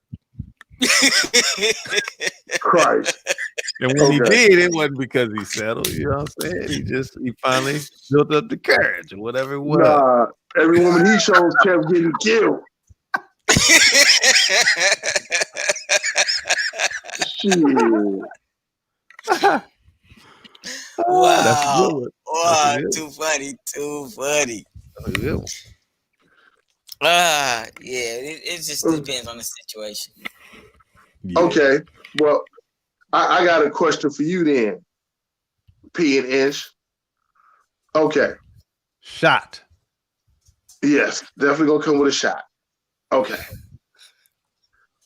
Is it wrong for a woman to propose to a man for marriage? These are very philosophical questions.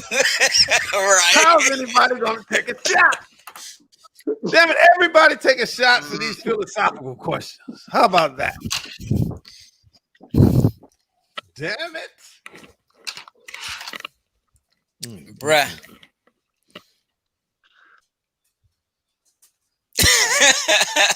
What? I don't even know how to answer that question. What? I don't even know how to answer that. That's why you need to take another shot. That's because that shit is no redundant. problem. I got one left.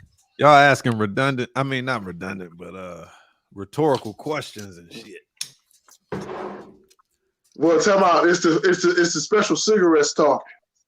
Why is the sky blue? Damn it! Because the lights that reflect off the sun. Rhetorical. You're supposed to say it's just poetic justice.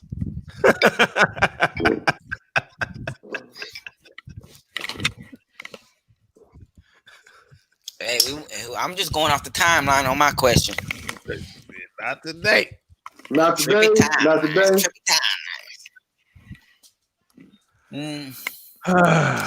It's. I mean, give me an unanswerable question. How about that? Since y'all want to go there, give me an unanswerable question. And if somebody that's impossible, it, everybody takes a damn shot. Okay, well, the famous white person question. What came first? Hey, hold up. One second. The chicken or the egg? Hold on, because I have an answer for that. I'm glad you asked that because I'm going to answer that. I just definitely want to take a shot. I mean, send a shout out to my people's monk that's in the building right now. Tracy said, "Private, just switch to a cup."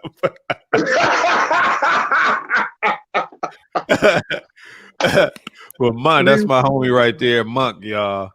No doubt. What's up, bro? What's up? Big love. What up? We got a session coming up. I just been working out the time where he gonna put me up on game about a bit about meditating to deal with my sleeping issues.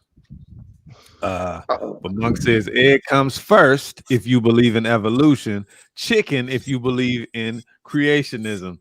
Now, see, now he's going deep. He's going deep right now. Stop going deep. You don't want to go deep on this shit.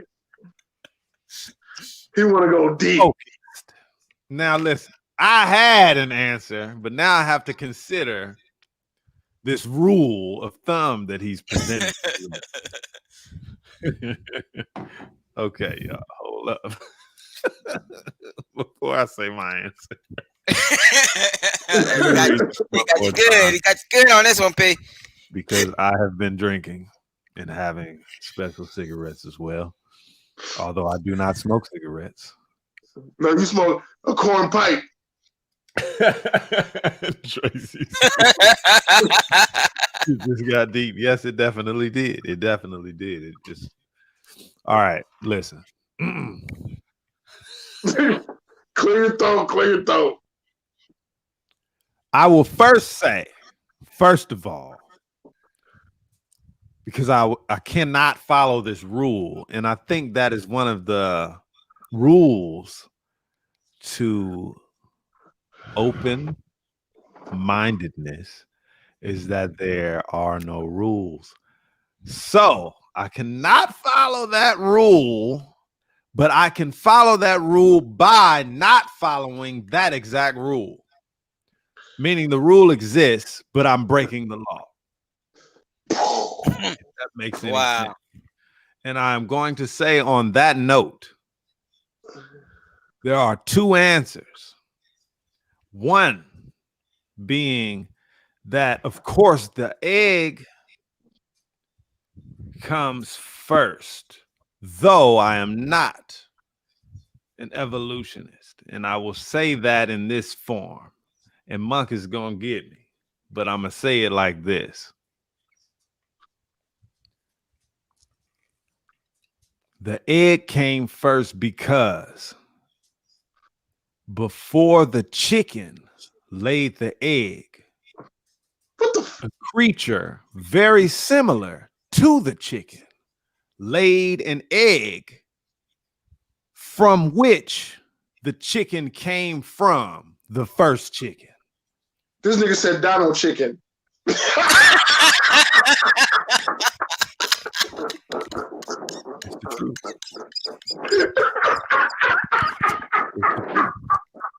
Oh shit! Chickens are not the only creatures to come out of eggs.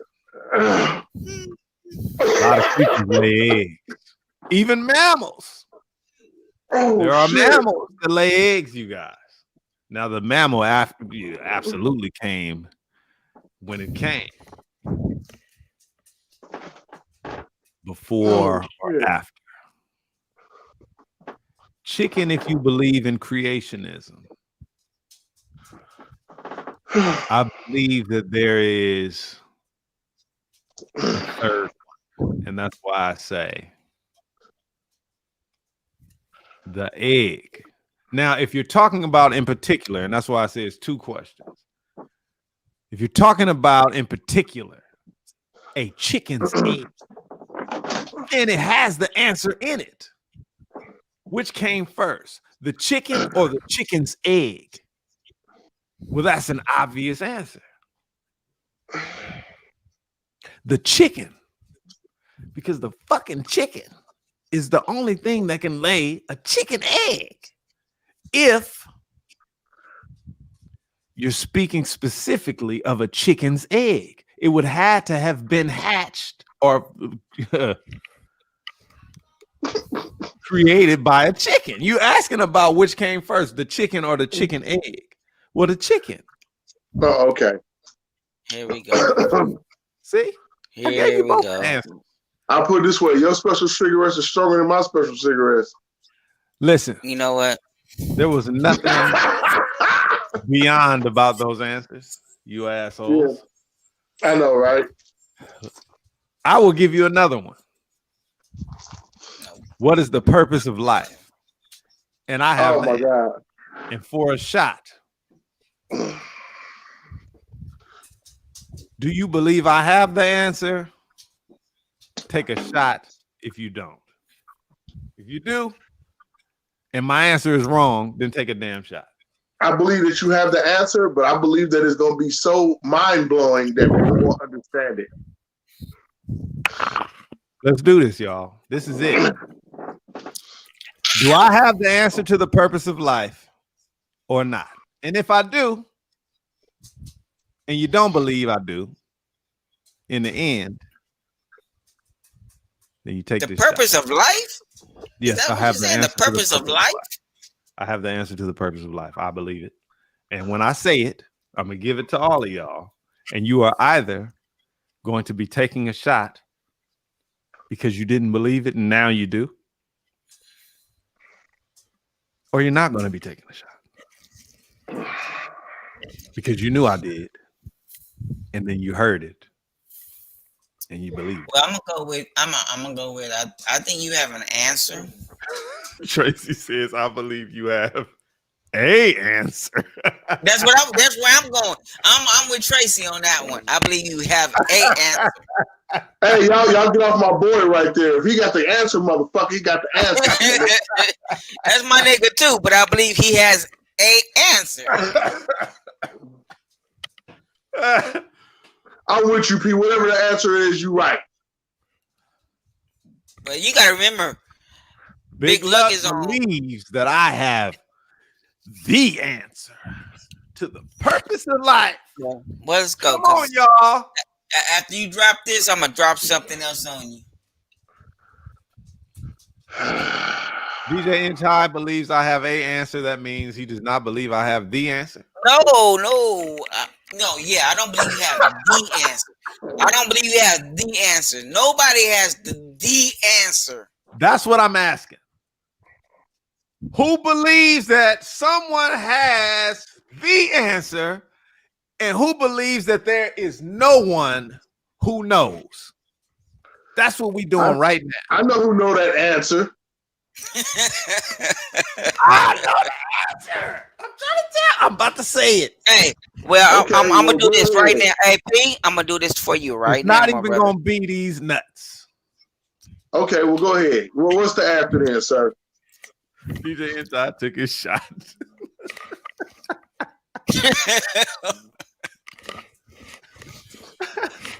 Where's Hit the me. chat? I just Hit want to me. know before I say it. I'm about to hit y'all. I'm gonna hit you with something else because you gotta have this after you say this. I'm telling y'all right now. That's the reason why we call this.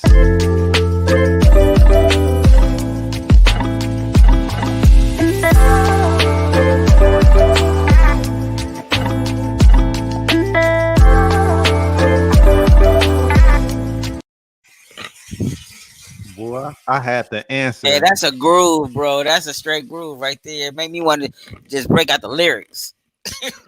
Right. It's a good vibe, y'all. And that's the reason why I'm going to tell y'all tonight the purpose of life. You know what I'm saying? I'm going to tell y'all. You know. All right, come on. Y'all got that, make sure y'all check out the Cash App. You know what I'm saying? I'm going to tell y'all the purpose of life here in a second. Gotta be worth something.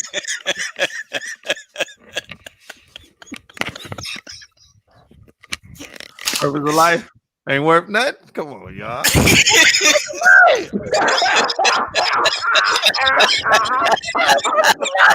Oh shit! Oh shit! Monk say he got an answer, but he want to hear mine. Now I know Monk got some shit.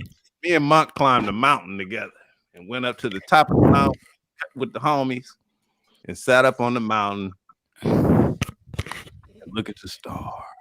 You know what I'm saying? Come on with your answer. Monk plays the guitar very well. Okay. Here's my answer.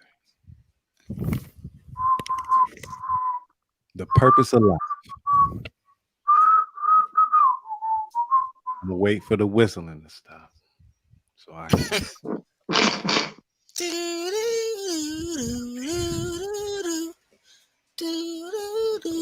Let me solo my screen.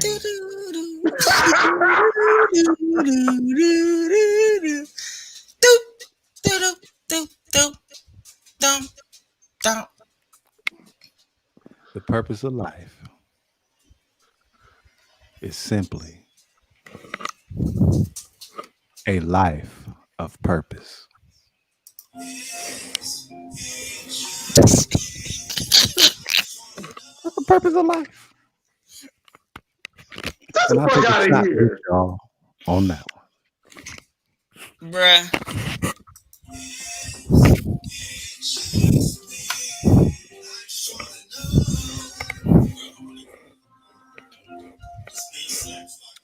They were falling asleep waiting for that one. Rosalind say I was prolonging the answer. I gave the answer. Now y'all out there. Did he really answer that?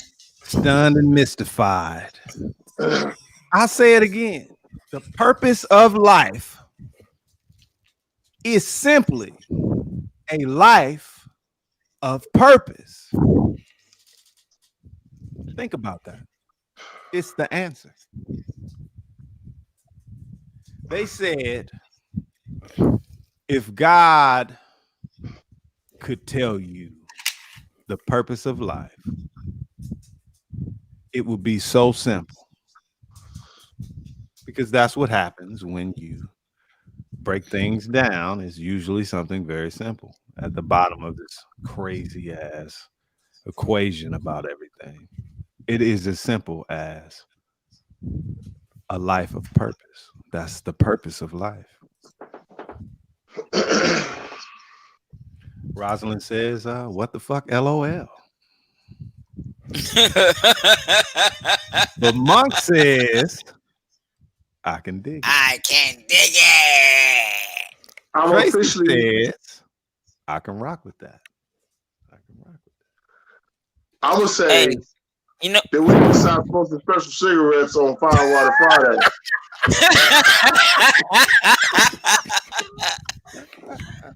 I'm gonna say I'm gonna drink to that. How about that? For sure. I will No doubt. shot. Thank you all for wait. 10 minutes for my answer.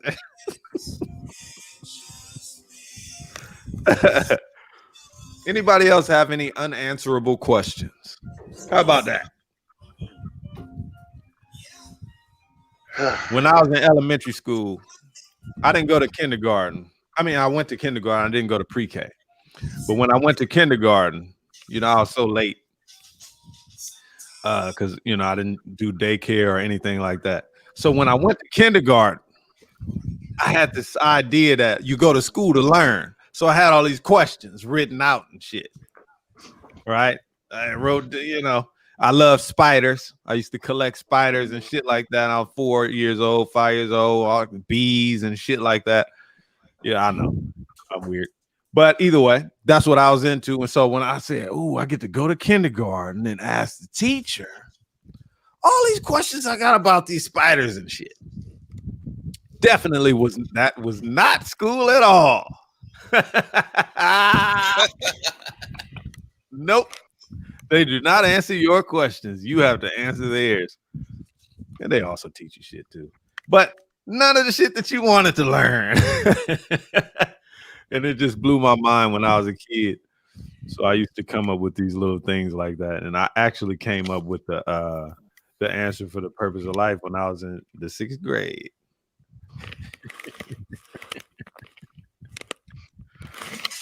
Yeah, I was a little poet. Unanswerable questions, y'all. I used to have this book called, I don't even remember. Fuck that shit. I'm not even going to try. The Journal of Irreproducible Results. Say what?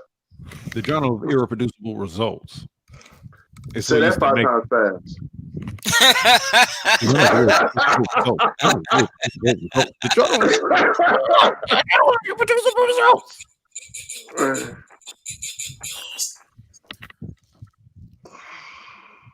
Was that 4 or 5? Fuck it. Oh shit! I'm getting a lot of side messages. Everybody is saying y'all brothers need to take a shot. Okay. All right. You know what? I'm tired of this shit. Why don't you motherfuckers come on the air so we can see y'all take a shot too? Hey, there you go. Come exactly. on the air and take a shot. Drunk and shit. But I'm gonna need y'all to hit that link. I'm gonna need y'all to hit that link and show us that you taking shots too. This is after hours, so we definitely will take everybody. We can have all of you up to 10 people on the show live with us. Come on in. If you want to? I'll put the link in the chat for all of those in the chat afterwards. Goodness gracious, you guys need to come to the YouTube. We are here live broadcasting on Monday, Wednesday, and Friday. We even have people all the way on the East Coast. We have a few viewers that are out of the country, but for the most part, you know, I know it's late as shit for a lot of on the East Coast. A lot of my people's on the East Coast. Thank y'all for rocking with us. We appreciate all of our people that we know that rock with us, and definitely all of the people that we've learn to know. We're getting to know while we're on the air. It's been hella fun. Monk says dope. I'm gonna have to have Monk come on the show if he would like to. Definitely. But I definitely would love to have Monk come on the show and play the guitar for y'all. I got a guitar back here in the background, as you can see. I got a bass back here too. Yeah, so I don't know if we could do a real-time jam session and shit like that, but I do know that I have practiced a little bit, and if I was any good, I would be sitting here playing for y'all right now, but I'm not, you know. Me either. Don't feel bad, brother. But Monk is incredible. I've been celebrating in the last month or so his posts about he's been producing and getting some licensing contract spots. Oh, that's dope. That's some dope shit. Yeah, I love to hear that from you, Monk. I do see that shit, and that's fire. I'm glad that you have. gotten placements. So I definitely like to talk to independent artists on the show. I don't know how many independent artists watch. I know on Periscope, a lot more people watch than we can see on YouTube, and it's unfortunate. But you guys can comment. Otherwise, we can't see your numbers here unless we go to Twitter. But yeah. Appreciate you, Tracy. Tracy says, I've enjoyed the show, guys. Monk says, thanks Tracy. Man. For sure. No doubt. It's all to the good. This is after hours, so everything's kind of up in the air. I do have a few other things that we can talk about. I know that I'm getting all of these messages talking about they want to see us taking shots. I'm going to need to see some support. I'll take a shot for $2. No, I'll just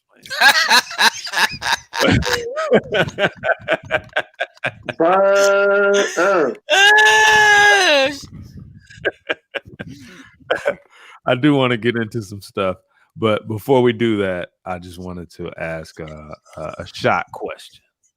Get everybody going. Get everybody turned up. Don't forget what tonight is. It's Fire, Water.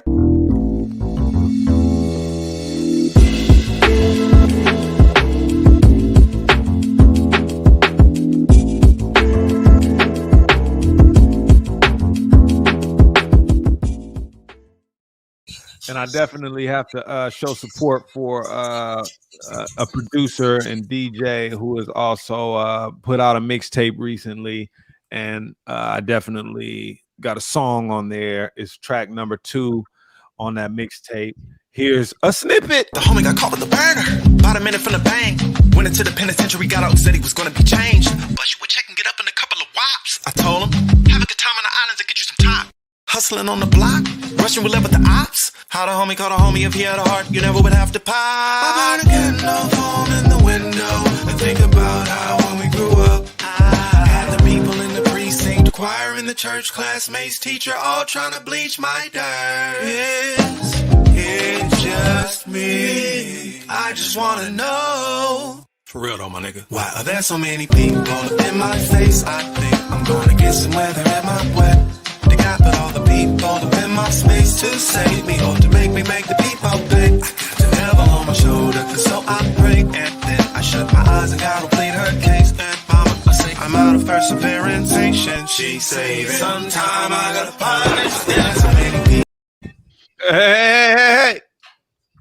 That's that AV mixtape right there, y'all. We were talking about unanswerable questions.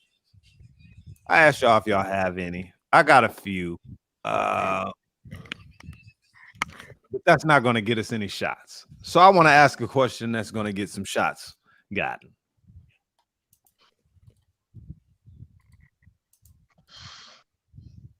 Okay.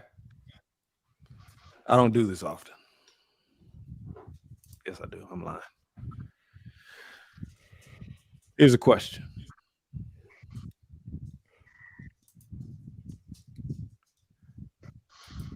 What artist has sold the most records solo ever?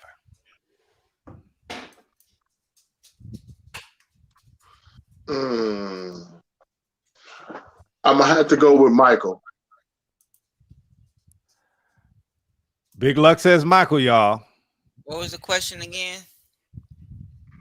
Who sold the most records solo?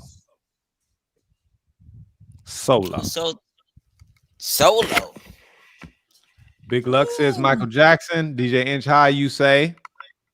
Dang, solo. Wow. Monk says Michael as well.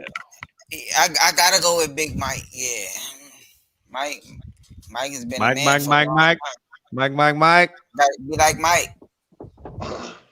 Okay. Has anyone ever heard of Billy Joel? I have. Yeah. I have. Yeah, Billy. Man, I didn't think he sold that many though. Damn. What? And honestly, Oh, Rosalind says Prince. And Monk also said maybe even Elvis.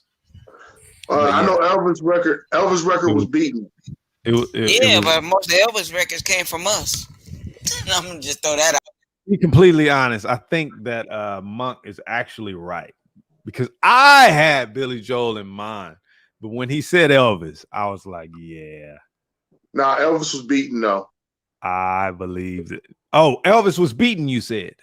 Yeah, Elvis was beaten. He did have the most, but he was beaten. By a solo artist? Yeah. By whom? Michael beat him. Right. Michael Jackson beat Elvis? Yeah. Yeah. You sure? Somebody look it up. I'll look it up. Here we go. Rosalind says, yes, born in the USA. I never said anything about the United States, but I'm listening. I'm listening. Somebody look it up. Is it Elvis, Michael Jackson, or Billy Joel? What's the question?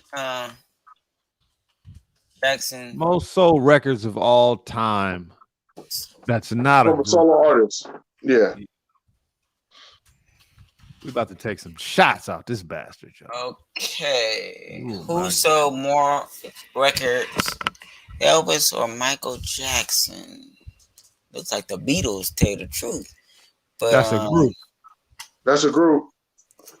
Okay, Michael Jackson. What about Garth Brooks? Garth Brooks is at 156 million. It ain't Garth Brooks? Nah, he didn't hit the billion. No, I'm talking about, he didn't hit the billion.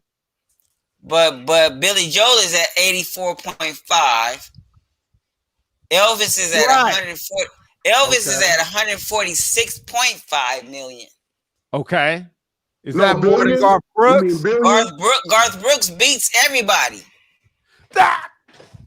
Y'all gotta take shots.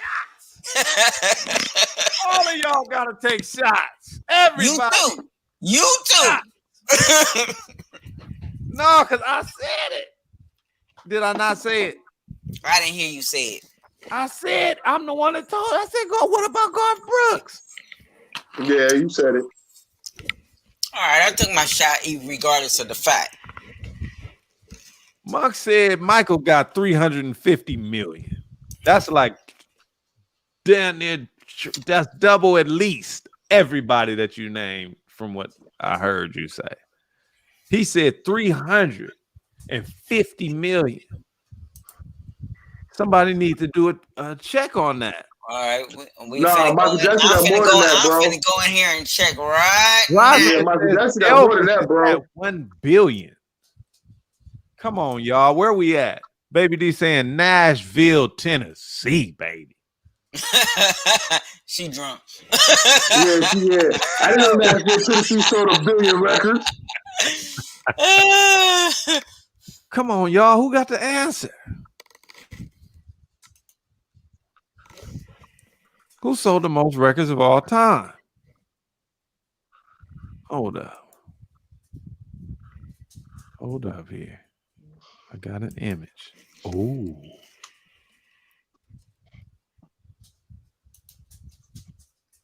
During the solo career, Elvis Presley sold 385 million records. Michael Jackson's solo career sold him over 750 million records.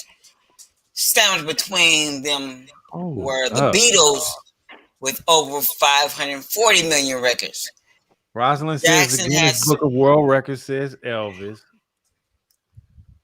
That's 156 million Garth Brooks. I have an image here from a viewer that says Elvis Presley at 600 million. Michael Jackson at 350 million and Elton John at 300 million. Do we not have a solid answer for this, y'all? I don't think we have a solid answer here. What artist has sold the most records? Here's information from Business Insider.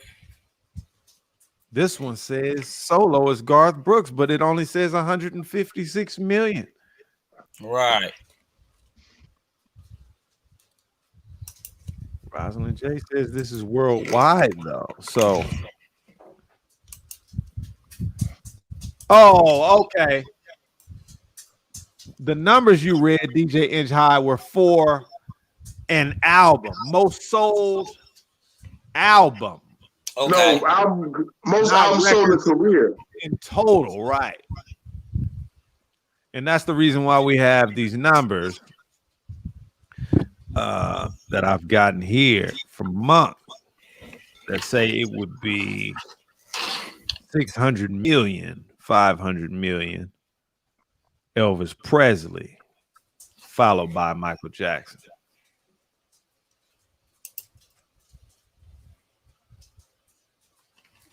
I did not know that Elvis Presley sold that many records. Yeah, he sold a lot, bro. But you know, that has to be the most records ever pressed ever. But history tells us, I'm gonna go here. History tells us that Elvis Presley got his records from us, meaning the color side of the music industry. Sort of like who was that? Chuck Berry.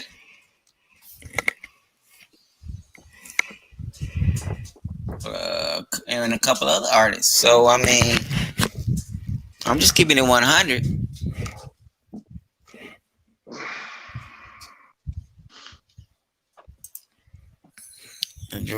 Our music has been stolen from us long before. So I really don't count his music as being his own music. You know what I'm saying?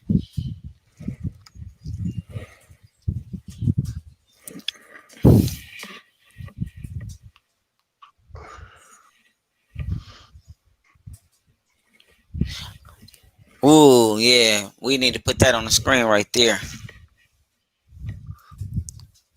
What do you mean take a shot?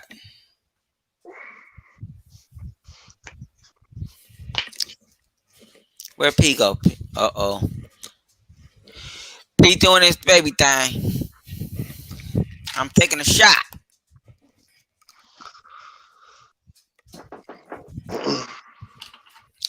Big Luck, what's up with you, brother? Oh, shit, man. I can't call it, bro. You know, another day, another quarter, you know. Mm-hmm. Yep, shit. Honestly, I got to be up early in Adam, you know, do some things, handle some business. But other than that, brother, it's cool. Can't complain. Right. I want to give, you know, on another note, you know, I've lost a couple of family members and a couple of friends have lost some family members due to natural causes and due to the COVID. You know what I'm saying? You mean Bovid? You mean Bovid? Yeah, I meant Bovid 16 or whatever that shit is. Yeah. But I want you guys to stay prayed up and make sure you talk to your loved ones. You know what I'm saying? No doubt. Regardless of what the situation is, if you guys are beefing, whatever, you just check in with them people because you just never know. Tomorrow's not promised, people. So No just doubt. say, you know, I'm just checking in with you.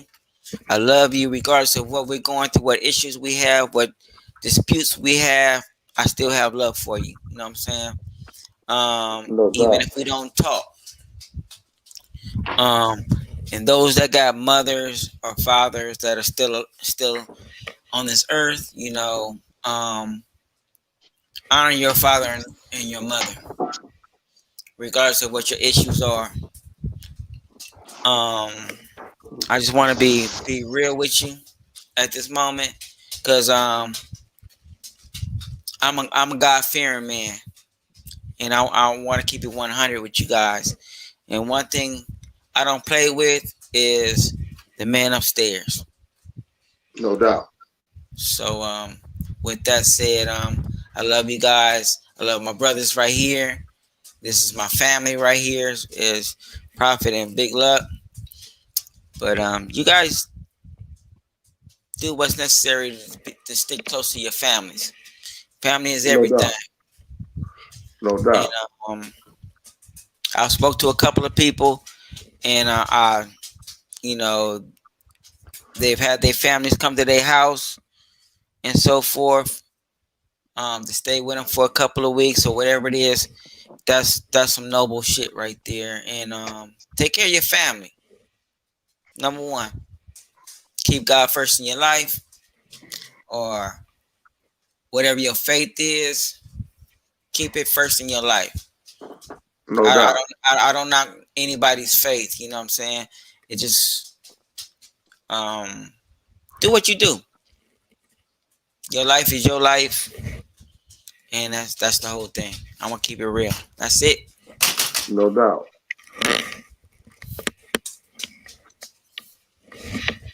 What's up, Pete? It's Firewater Friday. No doubt. My brothers, I love y'all to death. Shit, it's time for a brother to go.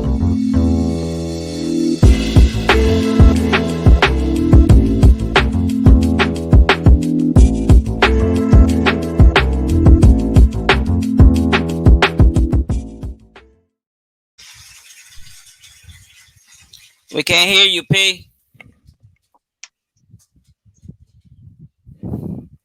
Ladies and gentlemen, it seems that we have a patron on the show that has vanished. I was trying to get this brother to stay on the show, but it looks like he disappeared before I can say it. That's wonderful. Ooh. You all right over there, DJ Inch High? Hell nah.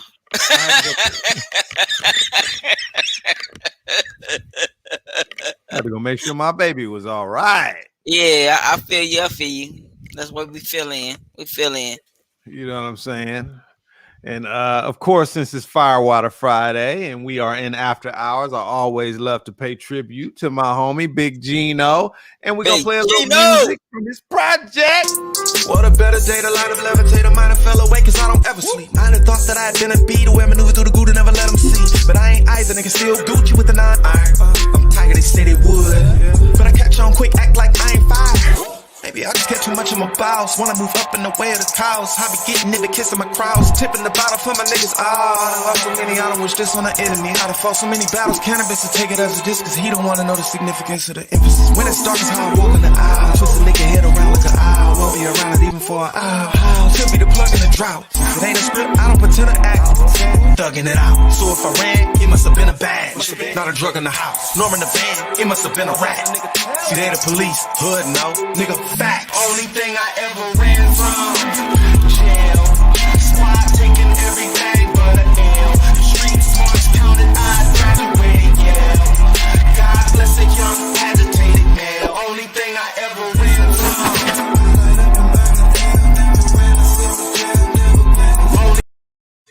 Only thing I ever ran from. Oh my goodness gracious. I was trying to take a shot with the gentleman before everything turned into what it did when I left. Goodness. Woo, woo, woo, how y'all doing, chat?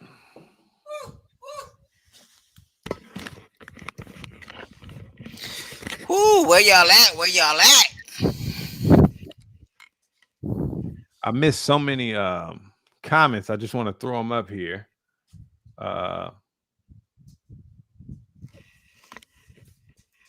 The beauty of our culture is that it is so infectious. Haha.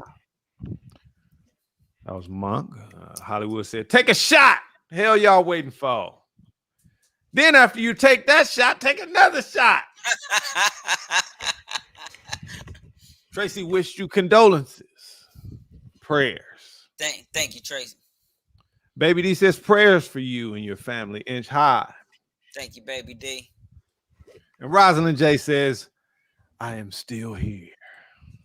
Laugh out loud. Yes, Tracy, I also have a cup.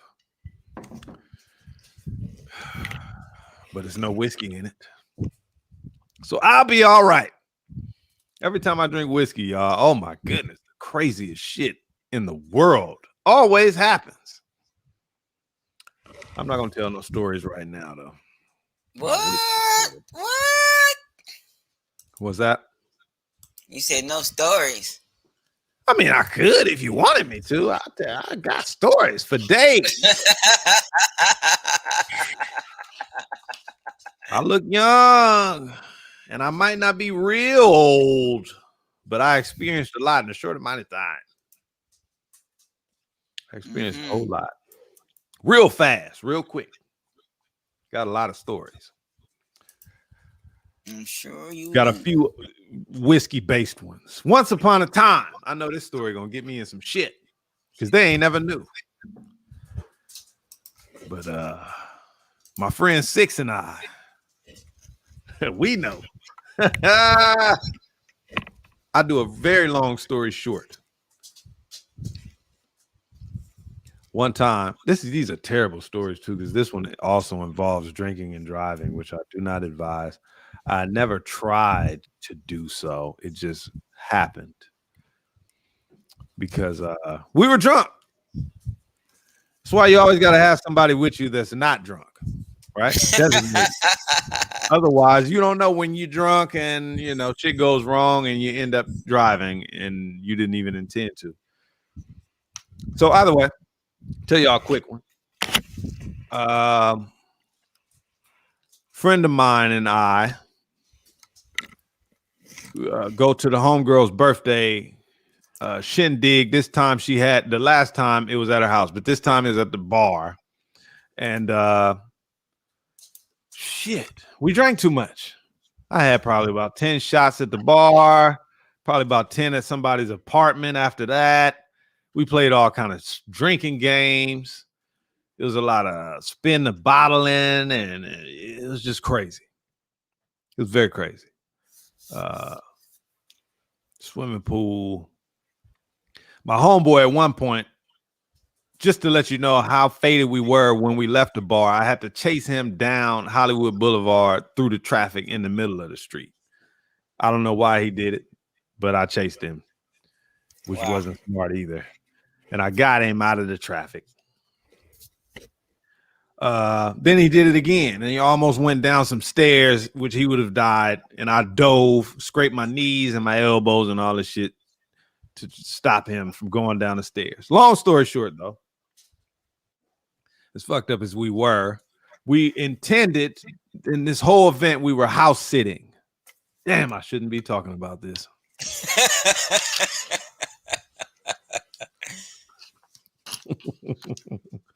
This will not bode well for me later.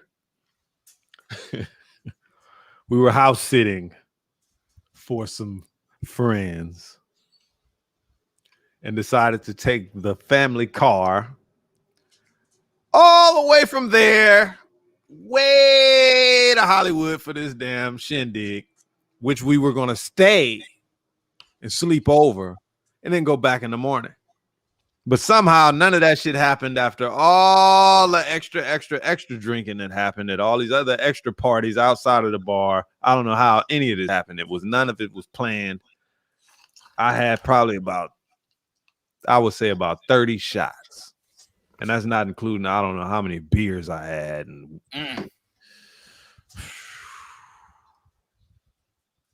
it's probably why people do cocaine. I never did cocaine, but people probably do it to balance it out. That's what I heard.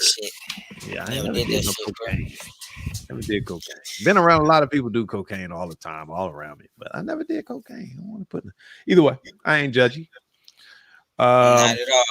I mean, because in the military, we drink like. Well, I was a sailor, so. Well, there you go. Since soon as we hit port, it's like hit the club and let's chug it, lug it down. You know, what's the song? The rum song or whatever. My nigga, every Hollywood time I hit, still here, and Tracy say, "Drink responsibly." as we do. Drink but I had a double Long Island iced tea waiting for me at the club every time I went, my brother. See, there you go. Drink like a sailor. There we go. And I probably drank like an alien sailor. And man, I probably had about 30 beers and nearly 30 shots. And somehow I'm on the freeway. There you go. We supposed to stay at somebody's house. It all went out the window. We all too fucked up. Terrible, terrible thing. You know, it's not fun. It's just because now I can tell the story. It's not a good story though. None of them are. But this is how it go. This is what it is. This is the reality of it, y'all. Watch your friends. Watch your people. Watch your friends. And I'm in the car. I don't know where this house is that we've been house sitting at for the past 3 days. It's way in another city. Way far. And we're in their car. I'm driving. I'm not even supposed to be the driver. But my homie, he's out of it. I'm like, yo, where the hell are we going? He like, yo, Prophet, you the fucking man. Oh, damn. That's all he had to say. I said, where the fuck am I supposed to be going? I'm on the freeway. I'm driving. He said, I don't fucking know, man. I'm drunk. Next thing you know, the police. Oh, no. Police pull up behind me in the carpool lane. And they start talking. The light bright in the car. And they talking. The police is, I don't know what the fuck this shit is. I can't understand that shit. We going, 75 miles per hour. I roll down the window. All I hear is wind. I don't know what the hell they're talking about. So I just get over a lane because I know I am completely and totally way past the limit. I shouldn't be driving. I don't know how I'm even driving. I don't know how this happened. I don't even remember. And so I just get over a lane. Maybe they'll go away. They get over a lane, and now they behind me in the fast lane. And so they're talking. In the light, I can't see anything. The light is all inside the car. I'm like, that's a terrible idea for them to do that. Either way, I said, I'll just get over another lane. They get over another lane. I said, look, I'm not pulling over. I would get over one more lane. That's it. Oh, wow. Got over another lane. They got over a lane, and they keep talking. And I say, 6. Can you hear anything that they're saying? I don't understand that shit. I never could understand that shit. He said, I don't fucking know, man. I don't know what they say. He don't have no advice at all. He not like, pull over, Prophet, slow down, Prophet, nothing. He just has nothing whatsoever to help this situation. So I said, I'm going to just keep driving, man. And they'll eventually go away. And they did. Wow. What the fuck? And then after that, I hit the GPS button and I hit home. And that motherfucker gave me the directions to get back to the house and leave house. There you go. But don't drink and drive, y'all. Don't do that shit. I was very young when that shit happened. Tracy says they were probably saying, pull over, nigga. Pull over, nigga. Pull over. I don't know what the hell they were saying. I really don't. I don't think they was trying to pull me over. I don't know what the hell happened. I do not know what happened. I really don't. But we made it all the way back. We definitely did. You want to hear a funny story, my nigga? The first time I got high. Oh, my goodness. Woo. The first time you got high. Oh, my goodness. And I drove. Me and my dude we going to a party. We was coming from Compton to Riverside. Ooh, that's now, mind you, right. That's about the distance that I had to drive, about Riverside. Yeah. That's about it is. It's no joke. I'm high as a kite. Car smelling like weed. And, my boy got I don't know how much weed he got in his little stash, but we rolling. I'm doing about I'm doing about 90 down the 91 freeway. Come past the cop. Didn't even realize this shit. Cause we puffing the car. The windows is up, so we hotboxing it. Bruh. I said, oh shit, red light. Well, the first thing I do, roll down the window. That was number one fuck up right there. Number one fuck up. Roll down the windows. There's no smoke, just bruh. Cloud. We got pulled the fuck over, but they separated us. He said, you got license registration? Of course, I had everything ready. Okay. There you go. Okay. Got out the car. They was like, well, hey partner, it smell like weed in the car. I'm thinking in my mind, how the fuck am I gonna get out of this? And I was staying with my mom at the time. I'm like, how do I explain this to my mom? This is some real bullshit right here. I'm like, all right, so here we go. Step out the car. They separate us. This dude got weed in a book. And I was like, they gonna find the weed. I'm going to jail tonight. They're gonna find the weed. And I'm like, oh shit. So they talking to me. Luckily, they couldn't smell the weed on me because I had to take a shower before we left the house. I'm perfumed. Okay. I'm perfumed up, my dude. I'm perfumed up. Got the cologne. I'm ready to party and mingle. And let's do what we do. He's like, Rosalind say you need to always use the exhaust when you're smoking in the car. Hey, I was new to the game, so it is what it is. But they asked me, it's like, why your car smell like weed?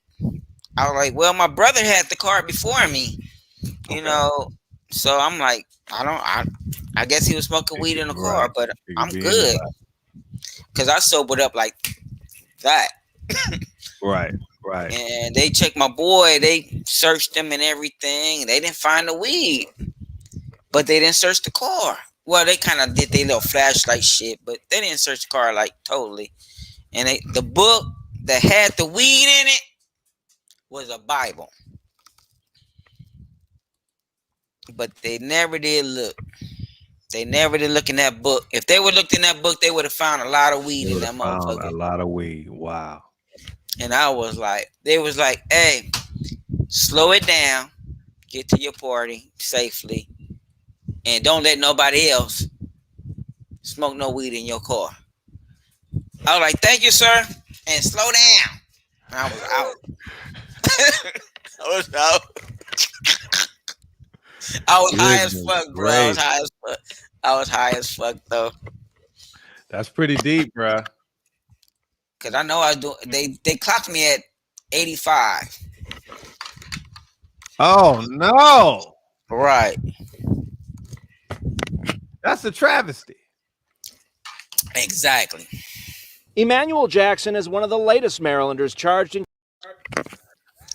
Uh-oh.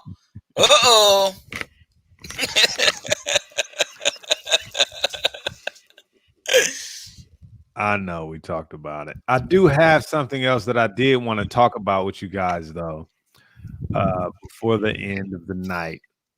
And that was dealing with something that I was talking about on the last episode as far as T.I. and Tiny were concerned with this woman who had all of these allegations about Tip. And then it turned later into even crazier allegations and accusations. I did have a video. Let me see if I can pull up the video for y'all so y'all can see T.I.'s responses. But I wasn't sure. Some people had hit me and asked me if I knew, and I didn't know if it was, kind of prevalent to you guys or not. So I hadn't mentioned it, but the woman that alleged that T.I. had put a gun to her head is the friend of the family, Tiny's friend. That T.I. put a gun to her head, and all of these things came with all of these other things about them kind of You know, it blew up on Twitter. I told y'all this is where all of this shit is happening. You know, it popped off on Twitter, and all of these people started getting together because this woman had posted some messages that were alleging that T.I. and Tiny together were abusing these people, having threesomes, and drugging them, and sexually abusing them, even trafficking. She mentioned. The internet freaking went crazy. They became the trending topic on Twitter. Wow. Right. And more alleged victims begin to gather in that, you know, esteem. So it's a lot. That's what the reason. It's a long video, but I just wanted to play a clip of it. Let's see if I can find it. Give me a second here.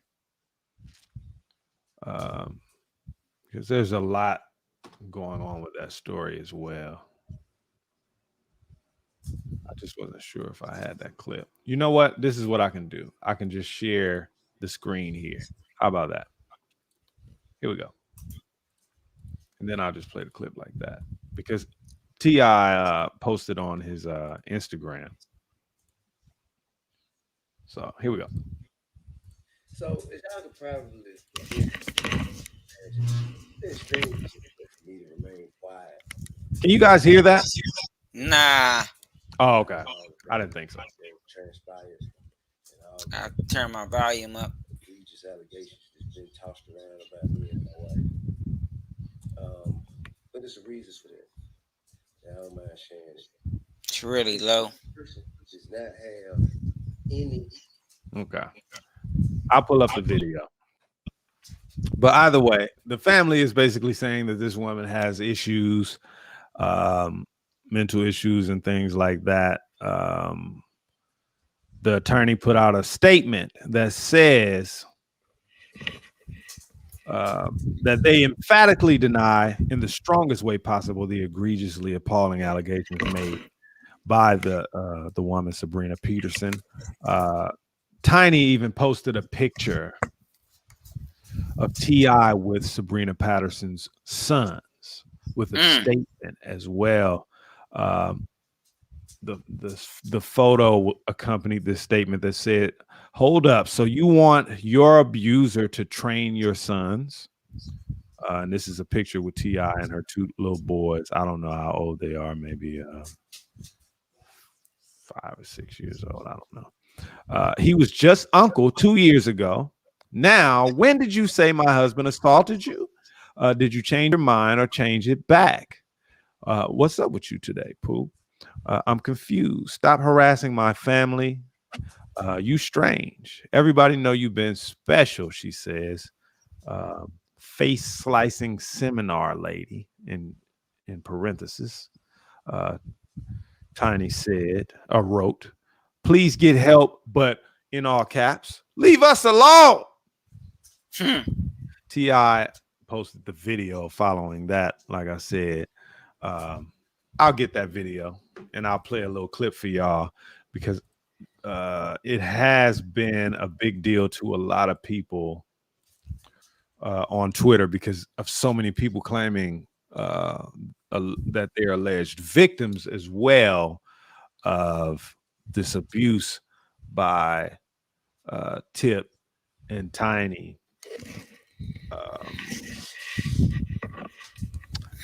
I don't know, y'all. You can go and look at the messages on Twitter, but I do want to post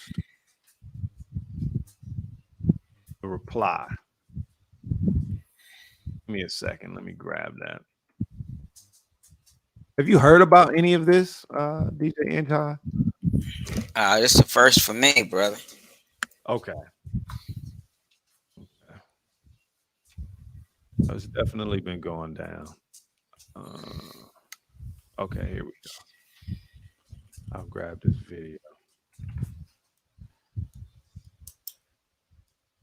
Post it for y'all. When I talked about it on the last episode, I didn't know it was going that far. I thought it was just somebody calling T.I. out because T.I. was actually calling out someone else in their state government that was having problems with loud studios and things of that sort. And T.I. was basically saying, you're stepping over the line because these people represent the culture that has built Atlanta into what it is today. And so I thought that she was just piggybacking off of, you know, what he was trying to do with whatever was happening in Atlanta at that time. So, I mean, so I can kind of update myself on this story. Is this had something to do with this sexual assault allegation? So that's the odd part, is that they kind of go hand in hand, I guess. Okay, got you. One came before the other. You would think that would have come out first, but I guess what she's looking for is further evidence that would destroy their credibility. Right. That's what that seems like to me. Unfortunately, T.I.'s video is far too long for us to play, and so they won't even allow me to upload it. Right. Oh, okay. I think I figured it out. If I can get it under 200 megabytes. Either way, anybody have some trivia? Last shot for me.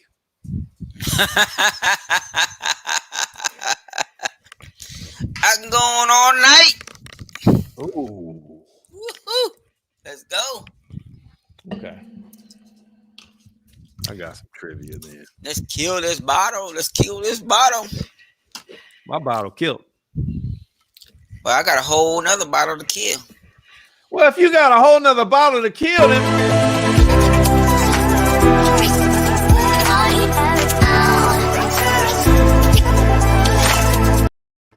the homie Nick Cannon is coming out of concealment, you might say. I used to see Nick Cannon all the time back in the days. Guess he's been hard at work on his new daytime television show. That's what everybody's talking about. Yeah. I guess that's what he was working on. They're doing their filming in New York City. He says he's always wanted to host a daytime television show. This is his dream. And they'll be uniting all aspects of entertainment in a unique way. You never know what to expect from Nick Cannon. He thanked Debmar Mercury and Fox for their support in his endeavors. The title of the show, of course, is Nick Cannon. It was originally supposed to release actually last September in 2020. Of course, that was halted by statements made in a podcast when he was interviewing Public Enemy's Professor Griff that were considered anti-Semitic and caused a big flurry of controversy in the industry behind his name. And he released a statement even then and kind of vanished for a minute. So I guess this is what's been going on.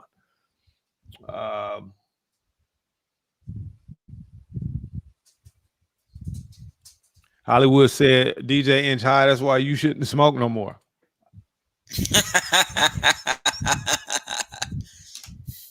Well, don't you start, is all I can say. Yeah. Tracy says, should Tip and Tiny respond to these allegations? Well, they definitely did. I didn't think they would. They definitely did respond, both of them. I thought that Tiny's response was very special because she basically did the timeline kind of thing. Like, you brought your sons to be with, Uncle T.I., you know what I'm saying? And everything was cool. What's up with you now?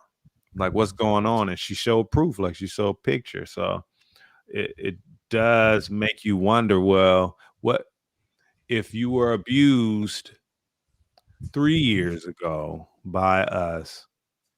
Why is it then that following that you would be hanging with us? I know that's a complicated subject, and we do that here on the show oftentimes, but it does have to be considered, even though that does not mean that she wasn't abused.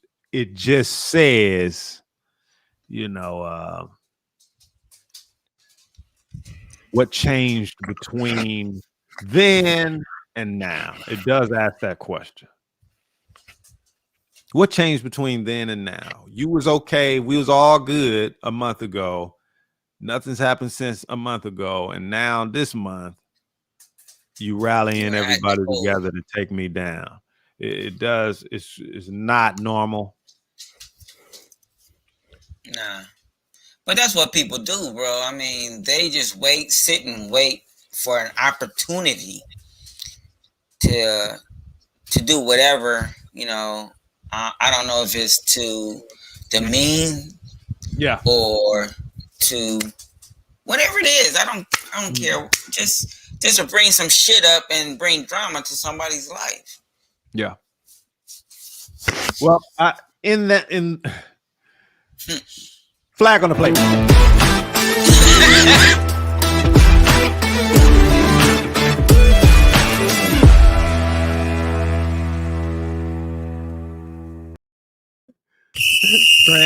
Transition, y'all.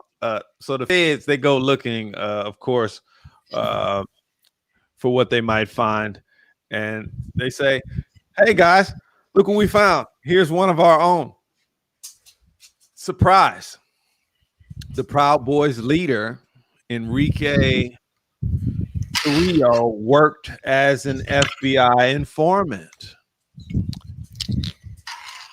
I figure you would be certain to find leaders of many of the over 1,000 supremacist groups in America carry titles or connections with either law enforcement, justice system, prison system, like you name it, all the damn systems in the body of this, in the body of what we live inside of are infected, baby.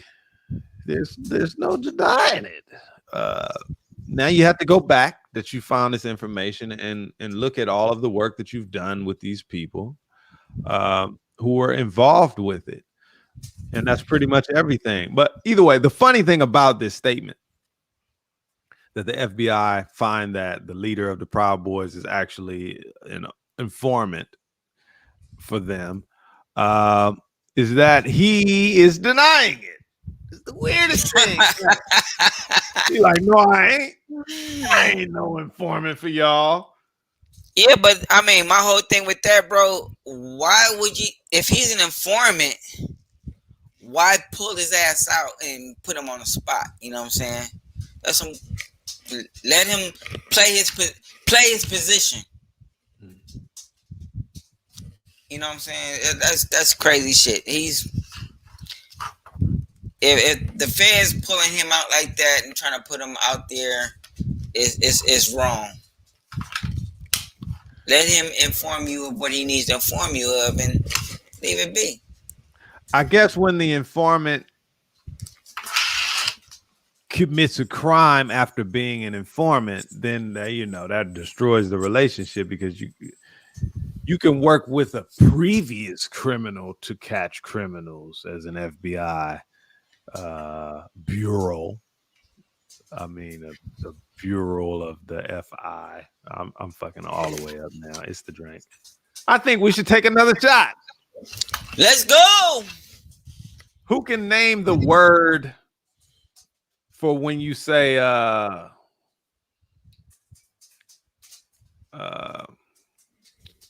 a vocabulary? Never mind. Just take the damn shot.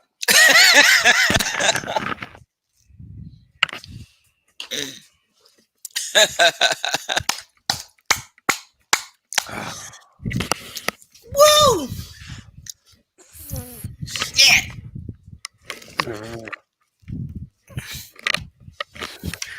goodness. Right. What was I talking about? Damn. I I threw a don't know, flag some on the shit. play. Some shit. Either way, I don't think you get to have the protection of being an informant once you go and commit another crime at the Capitol building. So either way, he's in denial.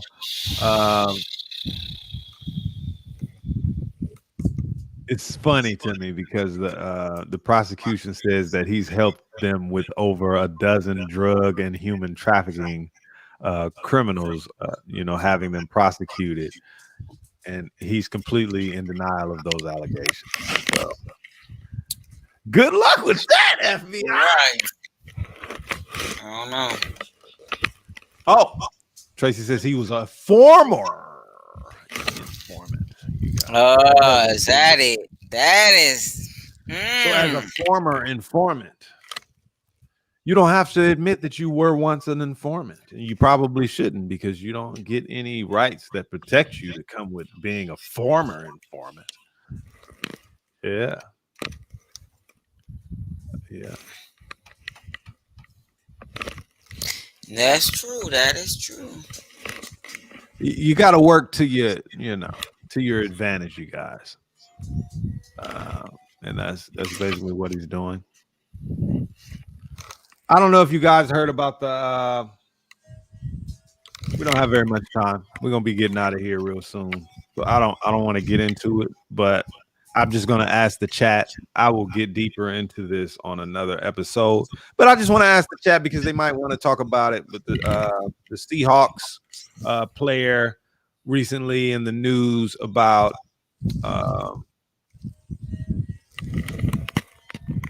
the attempted murder, allegedly, of his girlfriend. Anybody heard anything about it? That's just plain stupid, bro. It's a lot in there. Yeah, I'm sure it is. I'm sure it is. I mean, it's a lot to unpack, y'all. And that's why I don't want to go into it now. But ultimately, it's Chad Wheeler's girlfriend's picture, who I saw all over the internet earlier today. She's really messed up. He's been charged with suspicion of felony assault and domestic violence. That's just plain crazy shit. You making all this money and he's a white guy. Just so everybody knows, that's what Tracy is saying. He's his black girlfriend, because that is right. Definitely. I'm glad that you said that, Tracy, because I would have missed that. I definitely would have missed that. That is a very big point about how a lot of people don't know about this. And when sports players are involved in abuse and things like that, it's a witch hunt, definitely. Not that it's unfounded, but the point is, it's really put out there. It's a really big deal. And it is. The internet was saying that it's crazy that the media isn't all over this, with this woman not only being abused, but literally when she called 911. And that's why I said I want to go into it so much deeper on Monday. But when she called 911, she said she was being killed. Wow. She had escaped from him after passing out several times, him choking her, allegedly, and her escaping after he comes into the room and says, oh, you're still alive? Wow. The bathroom where she was texting and making these emergency phone calls while this man was trying to murder her, allegedly, because this is what was said in the conversation. The police, even when they arrived, it's so much to unpack, y'all. They heard screaming from the place, from the woman. It is not something that should not be huge right now. He released a statement. I'm not going to read it yet.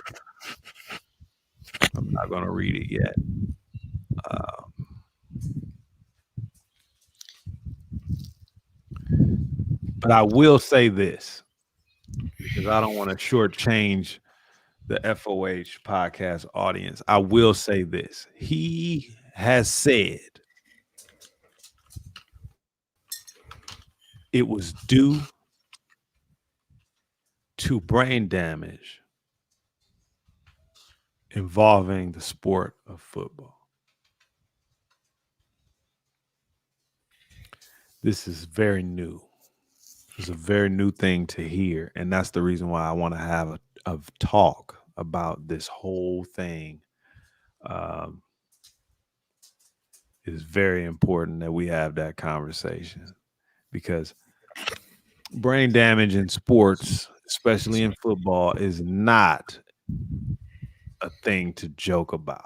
It is very real, and we have seen the results of it over many years. Some of my favorite players who committed suicide, players that I grew up watching and loved and had the cards, who committed suicide and said, hey, study my brain, please. We've had players kill their entire families and then themselves due to this. They made a movie about it starring Will Smith. It's serious, but you know, we'll talk about that on a later episode. Right now, gotta take a shot.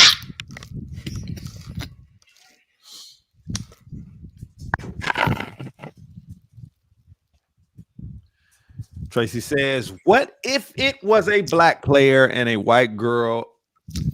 That man would be in jail. Underneath the jail. Right. Private prison. Let's keep it 100. Definitely. We'll see what happens. Let's follow this, y'all. Let's follow it. Let's follow this. You know, I don't mind getting out in the streets, putting my boots on. That part right there, brother. You know. DJ Inch High over there with the music. I wish we could play. I wish you could really do your thing.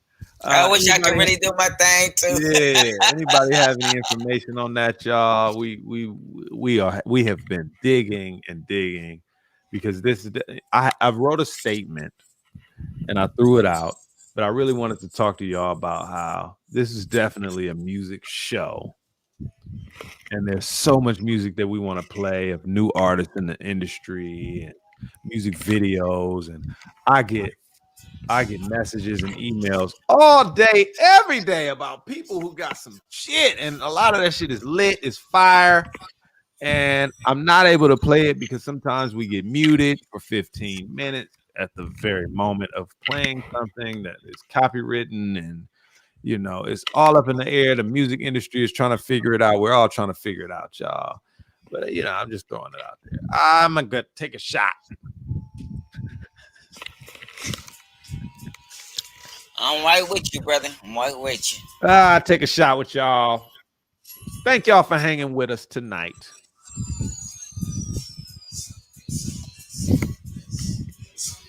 To the FOH podcast. Prayers to all of you in this pandemic. Especially if you're following all of the guidelines and shit. It's really tough on you. I was walking my kids, pulling my kids in the wagon, walking down the street the other day. See my neighbors outside going to the car. How y'all doing, y'all? My young neighbors, they're younger than me. We got kids though. And they say, They say, this is terrifying and terrible, and I'm going crazy. My homegirl said, and you know, her dude, like, yeah, this is not the business. That's why we're here, y'all, so we can go through it together. That part right there.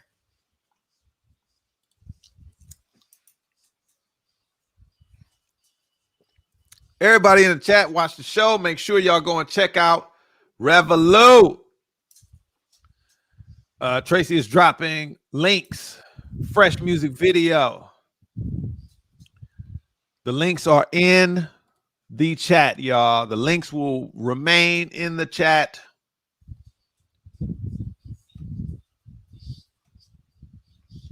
Just so you know, they are permanent. Go and check it out.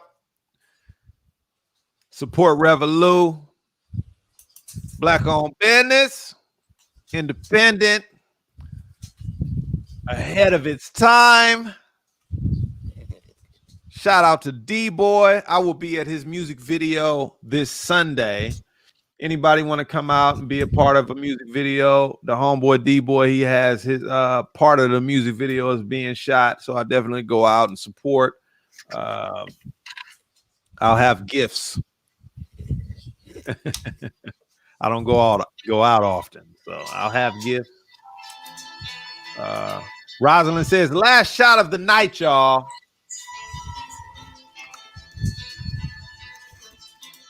I don't know if I can do another shot. I got a corner left. Wow. Look at this, y'all. Hey, check the video I shared. Oh, okay.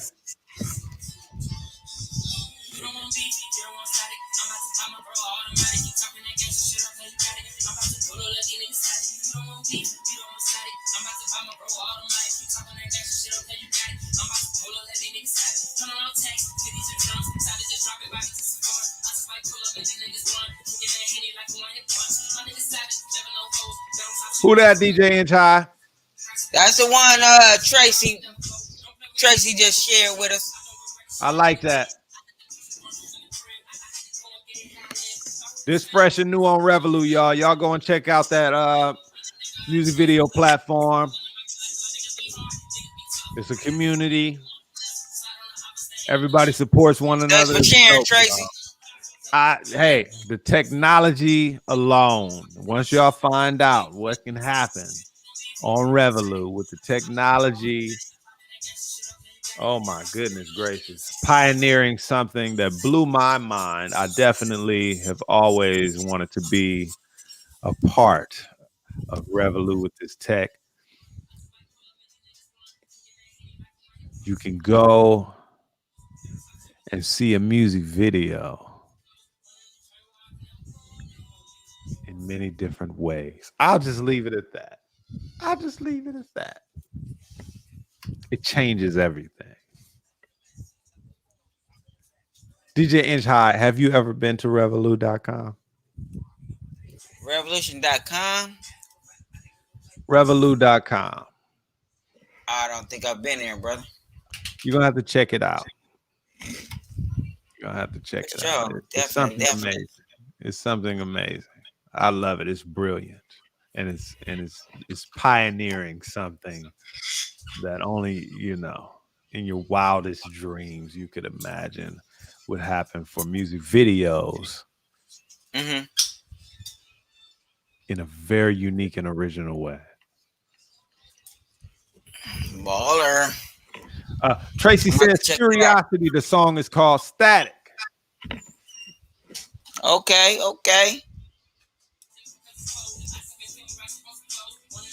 So we're going to figure it out, make sure that we're able to play everything where the music is loud and everybody can hear it. Definitely.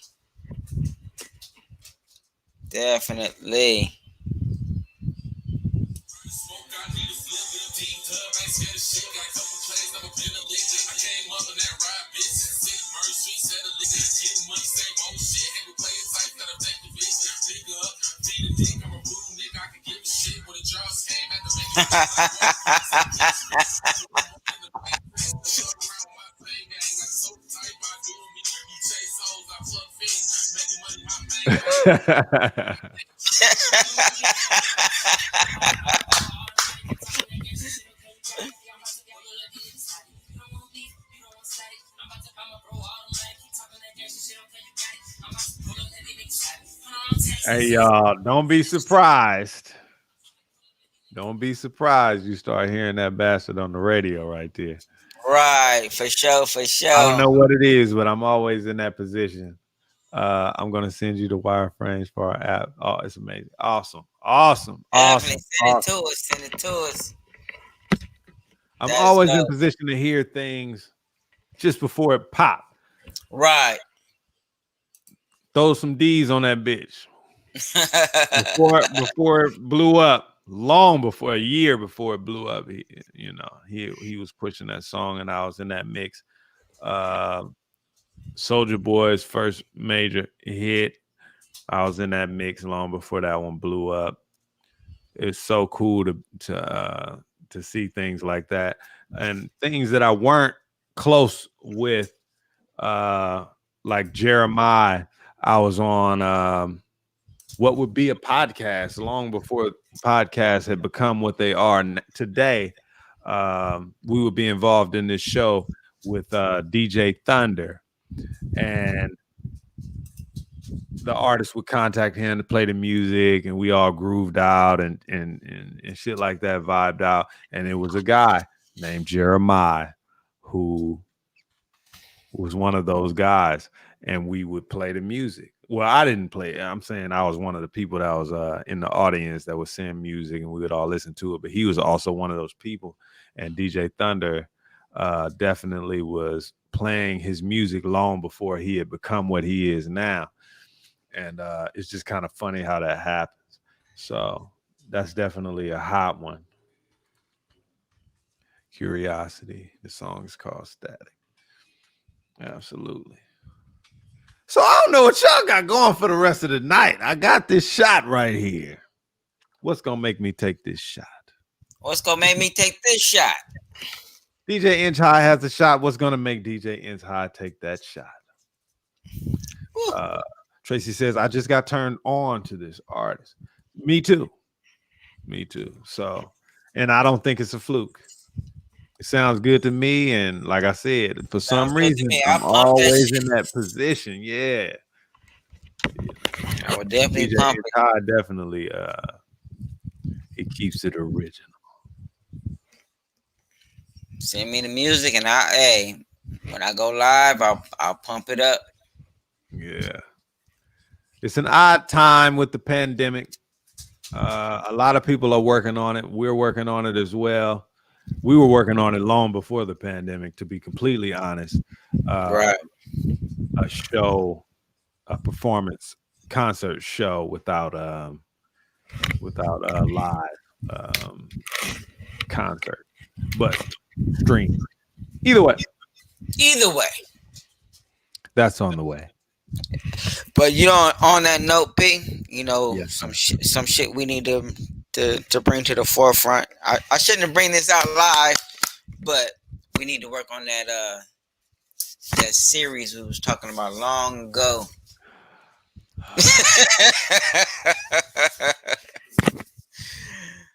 Bruh. Now I'm gonna give our audience a little history. Me and Prophet have been talking about many different aspects as far as music, as far as movie series. Hold on, Monk. So I had to bring this back up because when him and I talk, is shit that we've been thinking about. You know what I'm saying? We've been on the same level, and we don't even talk about it. But then when we come together, we be like, hey, you ever think about this? We're like, man, I was just talking about this yesterday, thinking about this. We'll do. So we're on the same level as far as creativity, and which is great. So that's why I had to bring this back to him and be like, hey, so what's up with, we need to get back to thinking about the series. Right.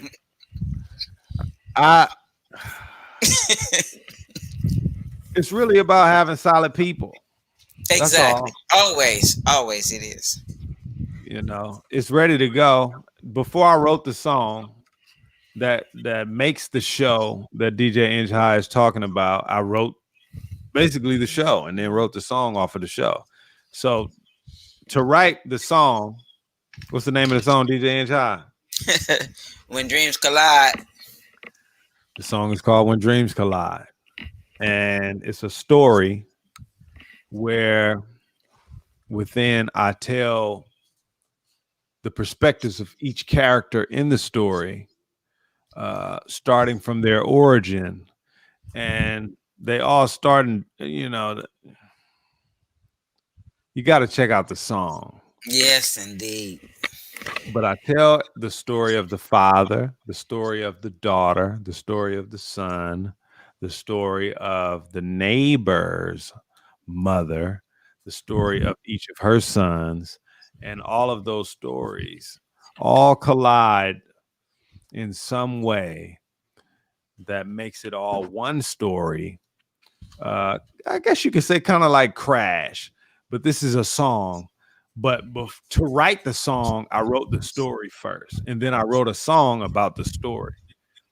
So it's a cool song, but it would make a hell of a music video. But greater than that is the fact that to write the story, first of all, I wrote the characters in their entire backgrounds, their entire lives.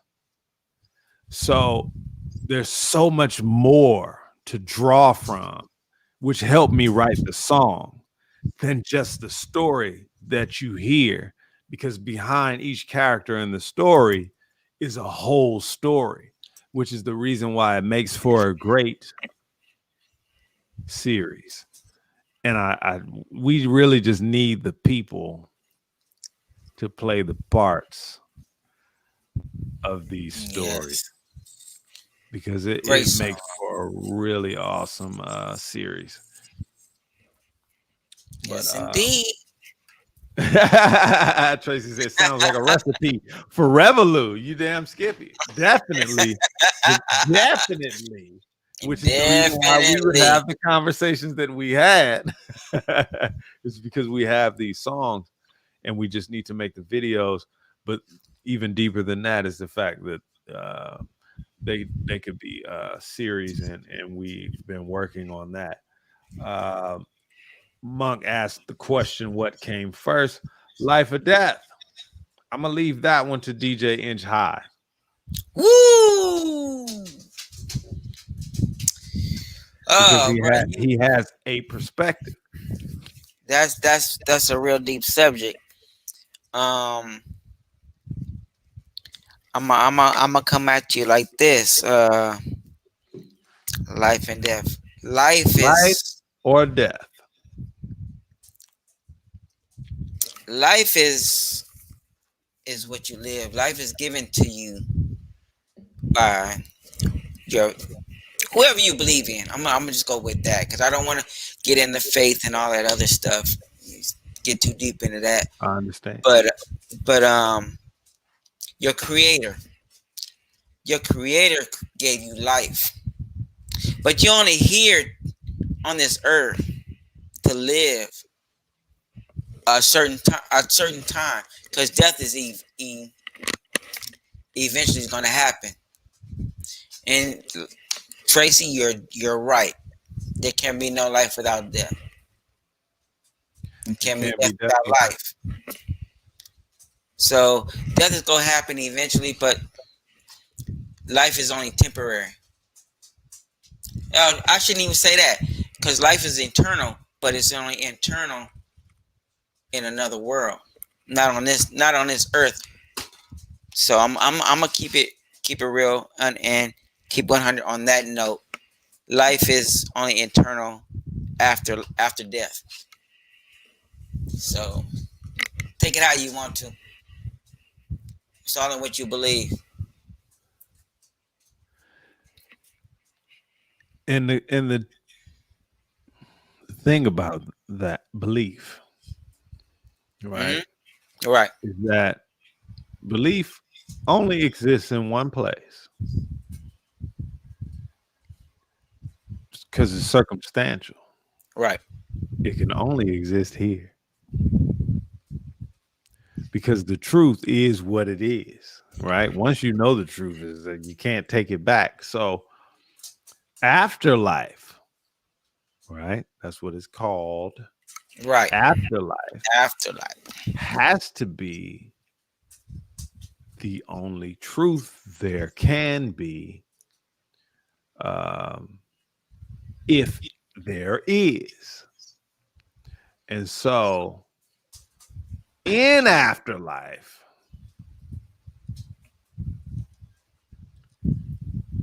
let me refer back to the question. Yeah. Which he said, never mind, don't answer that, haha. But we're doing it. Too late.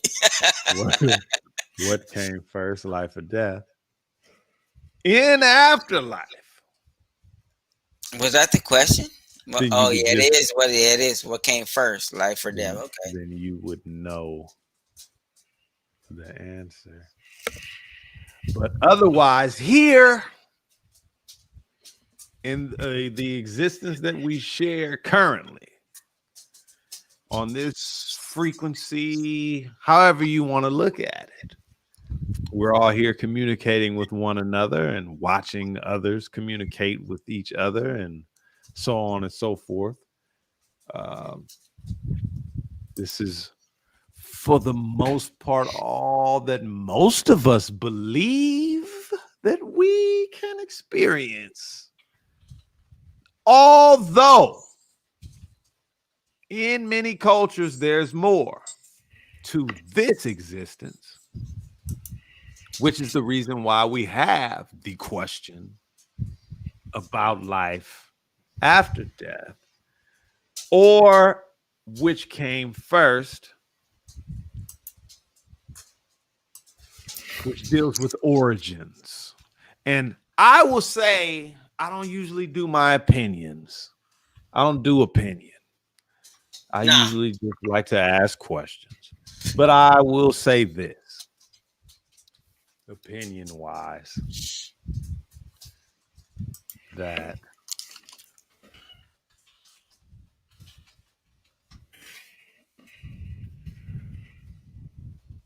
I believe that the circle is the perfect example of the simplest form of an answer.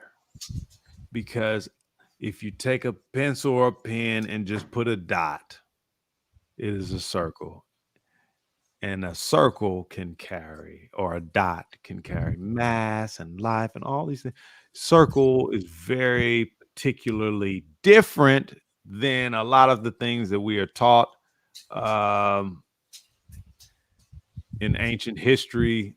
Everything, not just everything operates in circle. As far as we know, the word that we can use to describe simple things, a proton, a neuron, an electron, everything operates in the simplest form in circles. They vibrate. A vibration is called a cycle. When you break down what a vibration is, you get the word cycle. And cycle is simply a word, another word for circle. And so I do not believe in beginnings or endings, because a circle does not have either of the two. It is infinite. It just goes, and it always has been. Who put it there? No one. It always was there. Always. What is that? Well, maybe that's something that we need to think about, is what in the world is always. Just my opinion.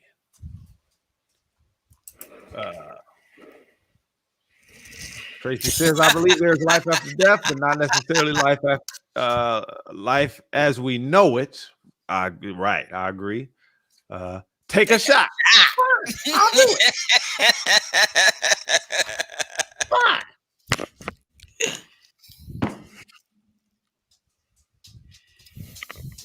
Definitely a thing that make you go, But do you hear what I'm saying about no matter what, when it comes down to it, it's all about the child. And for the child always to learn, it must be simple. Simple is where you find the answer. And so when you go very simple, you're breaking things down from a complex version into its simplest form. And in its simplest form, what you will not find is a line, which is from here to there. You will find a circle, because a dot does not get any simpler than a dot. And a dot is a circle. It's not a square. It's not a rectangle. It's not a sphere. It is a dot, and it is a circle. And circles keep circling. I remember the first computer we ever used in elementary school, which was when computers were first introduced into schools. That's how old I am. Monk says shot.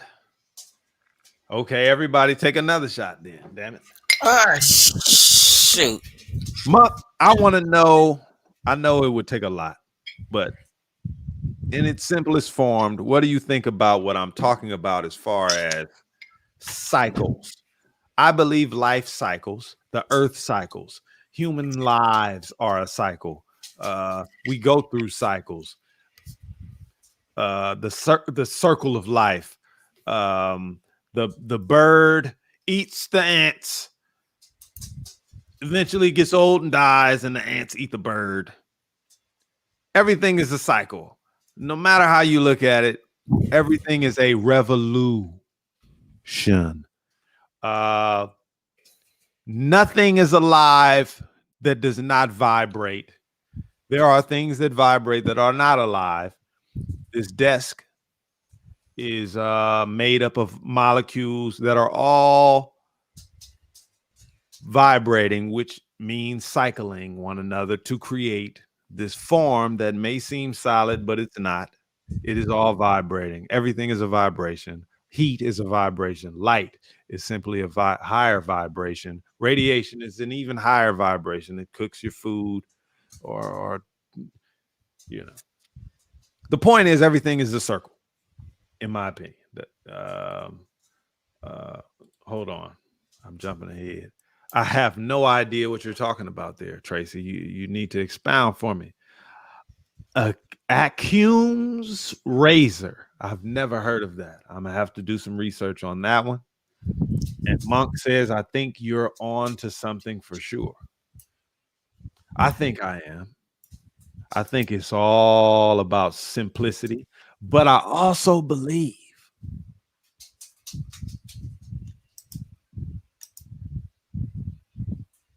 I don't want to go too deep, y'all.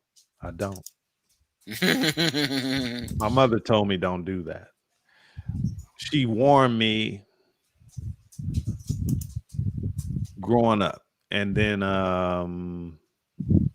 unfortunately I didn't listen, and at some point lost my mind, had amnesia for months, forgot who I was, all this crazy shit. You got to be very careful with your brain.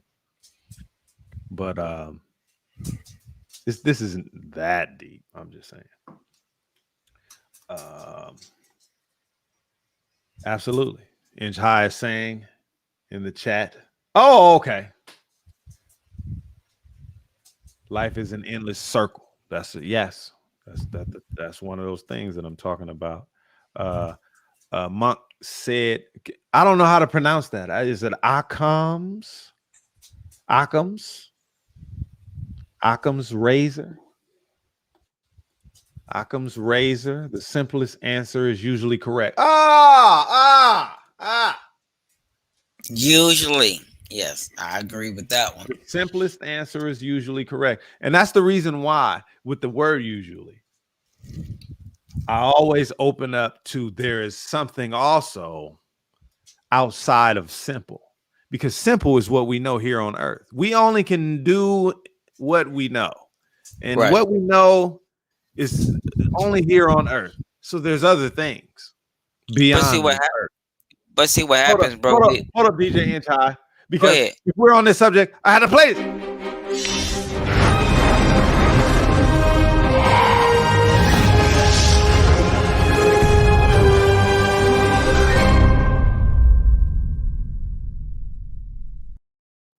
That means all y'all ass have gone too far in the after hours on the Fuck Out of Here podcast. You're too far. You're deep. You're too deep. I can't believe you're still here. Right, we 3.5 hours in. Oh, you're too deep. I forgot what I was gonna say now.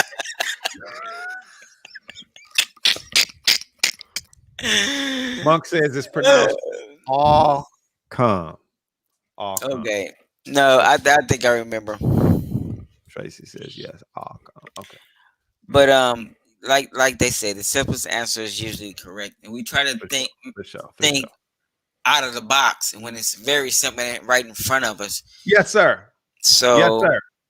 Yes, sir. Sometimes thinking out of the box is not what we need to do. Absolutely. That's what I was taught. Even in language, I naturally, even as a child, because it's what I was taught.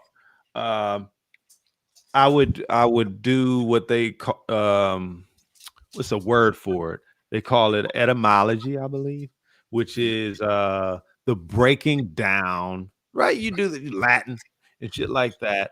Right. You break down the word to find its origins of why you're even saying that, like bicycle, binomial, by the bi represents two, and so on and so forth. You break it down. You even might say government, right? And etymology, right? That's the study of language words, right? So in the etymology of, say, the word government, you might find the word govern and mint, right? So govern would mean control, right? To govern something is to control something.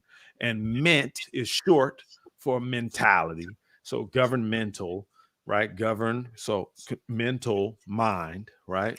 Govern, control. So control minds, right? So that's what you would find in the word government or governmental is mind control, right? I hate to say it like that.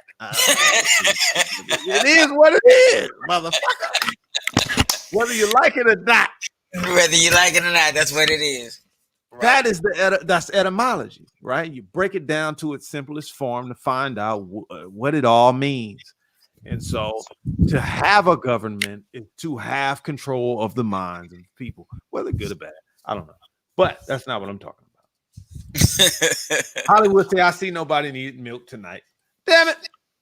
Have you been listening to this conversation? We need a whole lot of whole milk. A whole lot of milk. We need the whole milk. We need the cow. But, you know, seriously. Not seriously. We're just having a conversation. That's all. Etymology and breaking everything down. And the circle. And I say the circle because I like to go back to Egypt. Ooh. And in Egypt, it is something that the Egyptians believed in their earliest societies, as far as I know. I'm pretty sure they got a whole bunch of shit they don't tell anyone, or it just doesn't reach them. I don't know. Either way, J.A. Rogers, great author who has gone all over the world and researched this stuff and writes it in his books. But Egypt, author J.A. Rogers, author of the Nile Valley Civilization, From Superman to Man. You should check out that book. Check out either one of those books. He's got a lot of books. But the circle is what the Egyptians believed in a whole lot. It's not just belonging to the Egyptians. And I can't tell you a whole lot about the culture of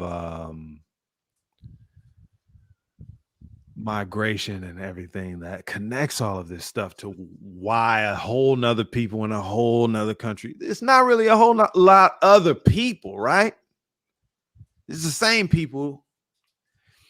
It's so much to this shit. You know what I trip off of? In my 23andMe DNA kit test results, it tells me I am so much of a percentage. Oh shit! So much of a percentage Neanderthal. Wow. Like, less than 1% or some shit like that. Okay. And race-wise is what 23andMe talks about, which is very interesting to me because I've never heard these things when it comes to race. Because in my garage, because my uncles grew up in the house right now that I'm in. You see what I'm saying? And they're old college books. They're much older. Their old college books say things like the black person brain is akin to the chimpanzee. They're not human. And these are psychology. These are college reading material of their time. My uncle was a Navy SEAL and shit, Wow. Yeah. And these are the books that they had to read and for college and shit like that. Either way, the point I'm getting at is this: with this circle and the circle of life and the cycle of life, I've watched my life cycle. I've watched people cycle. And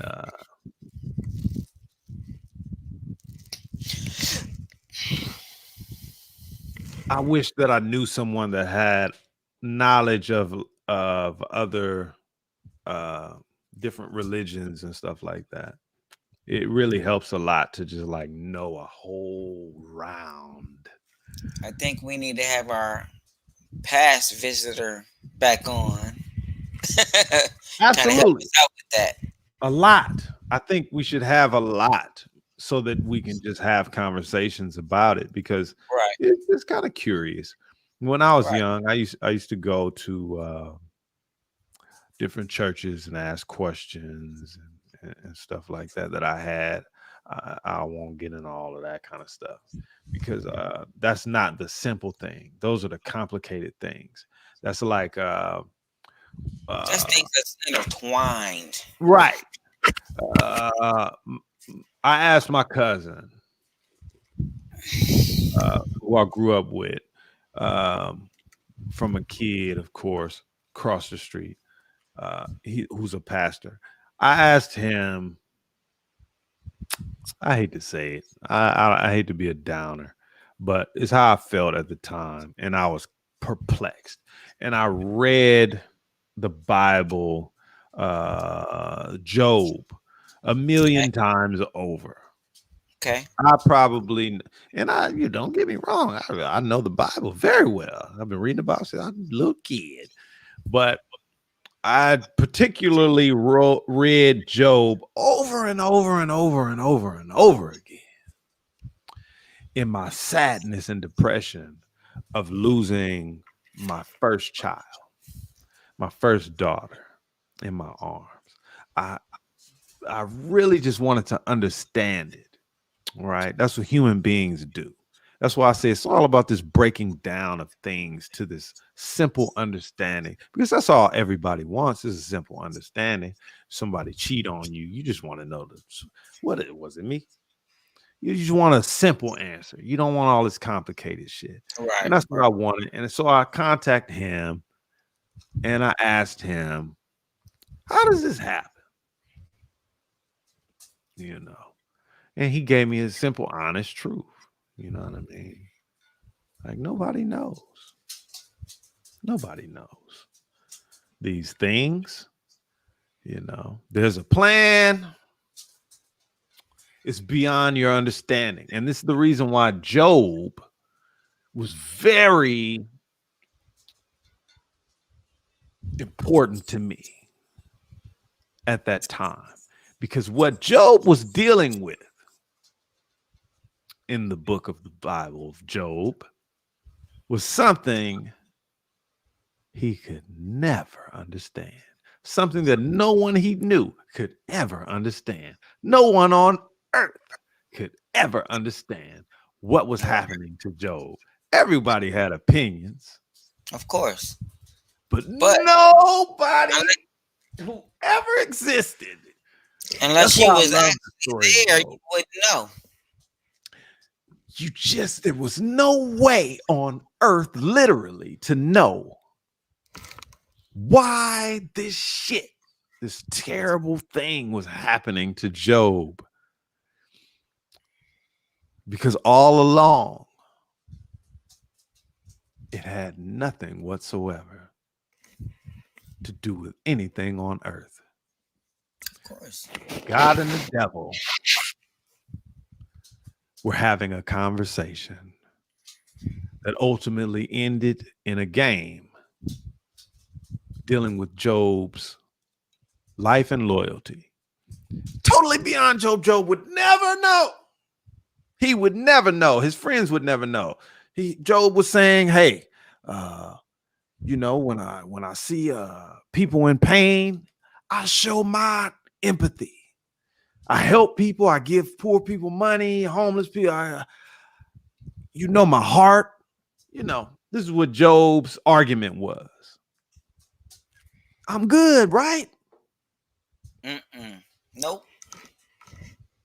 And that's the whole thing, is that it was totally beyond Job. Job had no control of none of that. It wasn't about that. It wasn't about your works. It was about what, DJ Inshine? For Job. It's not about the works. It's about your faith. That's all it was. So for Job, it's beyond Job. It was simply about this faith. That's it. That's it. And that's not for everybody. That was just in that particular situation. But it's a great thing to understand. That's what I felt. And so, although there were no answers, within the fact that there was no answer, that is an answer. There was an answer. Right. And that's because of the cycle for me. For me, that's what it was.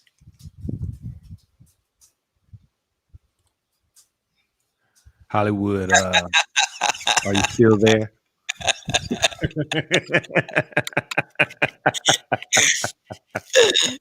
Oh my God. Hollywood, you so funny.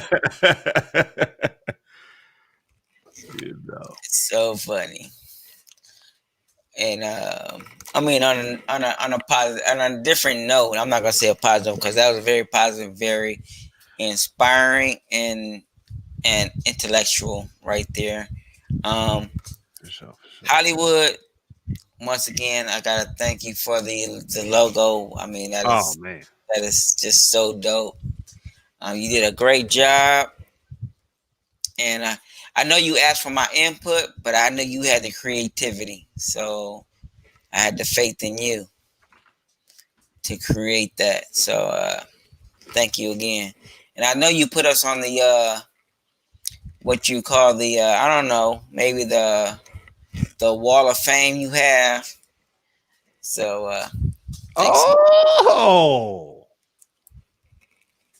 I didn't know that.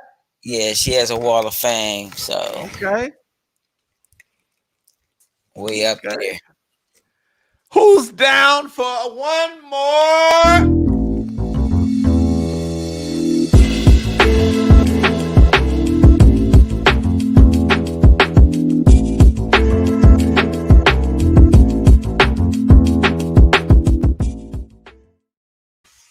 I don't know if everybody's down or not. I don't know. Hey, you said, what's that?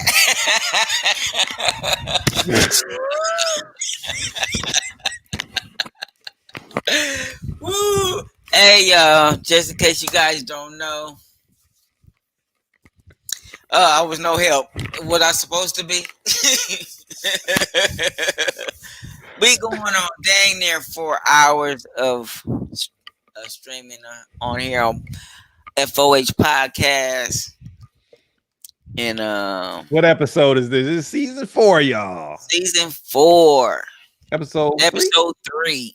Yes. Yeah. So we going in. We appreciate y'all so much to all the support coming in on the chat.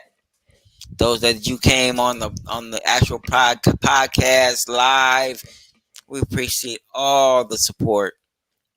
I just want to throw that out there because it's much love to you guys that we have this. Absolutely.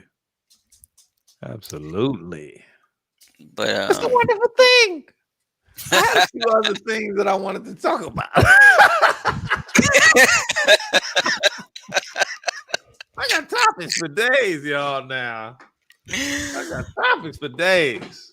But, man, I love to get into it with y'all, especially when we go into the unexplained phenomenon and go into the unknown. One of my favorite places to go is the unknown. Oh, definitely. And absolutely appreciate you, Tracy. Text you a link. It's good when we get a little biblical, a little bit biblical. I don't like to get into it. You know, it gets a little deep, but it's good to know that some of you guys like to get into that, and we just learn from it. That's the whole thing, and that's the best thing. It's history. Exactly. You can't know where you're going unless you know where you come from. You got to. That's the whole thing. So I love to study it all, y'all, and I love to learn more than anything. I am more ears than I am words. There you go. That's me. That's me too. That's why some of you guys say, Anshar, you kind of quiet. That's because I'm taking it all in. Right. Something.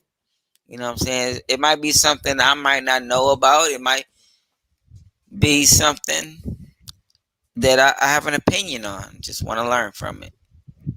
We appreciate you, Tracy. Yes, indeed. One love, but hey, guess what? I can't wait till you guys check out fucking Revolut, yo, on the real. You see, I've been holding back on even. I see, brother. I see. I want you to check it out, DJ Inside. But send me the link. Okay. Well, you got the link. Just go to the main link. Okay. Just go to the Revolut.com. Yeah. Definitely. I'll be checking it out. We'll be talking about it soon. The app is going to be amazing. That's going to be fun. That's amazing. That's dope. I appreciate you, Monk, as well. Monk conversation. Love you definitely threw it in there. But we have a lot. I need to have a session with Monk about meditating. I'm getting there. Thank you, Hollywood. Thank you, Baby D. Thank you, Ashley. Thank you, Rosalind. Rosalind. Yeah. Ashley. Who else we got? Thank everybody on Periscope. Man, all y'all. All of y'all. Sometimes I'm looking at like 20, 30 people here and there, but all y'all on Apple on Periscope, sometimes 100-something people. And I didn't even know. But definitely. We appreciate y'all. Man, definitely. Where's Luck? What happened to Luck? We gotta wake him up. That nigga went to sleep right away. I got one shot. Oh, okay, let's go. I got a shot left. Matter of fact. Hold up. Oh, with this shot, let's toast. All right. I'm gonna leave that one to DJ Inch High, y'all, before we get out of here. All right, right. This is toast to Prophet, Big Luck, myself, and all our supporters out there, and those who comment on every single episode and support us. We love you. This toast is to you. This this shot is for you, and we appreciate you no matter what. And a good night to you guys all. Drink up. Good night. Check out of here podcast. We out of here. Peace.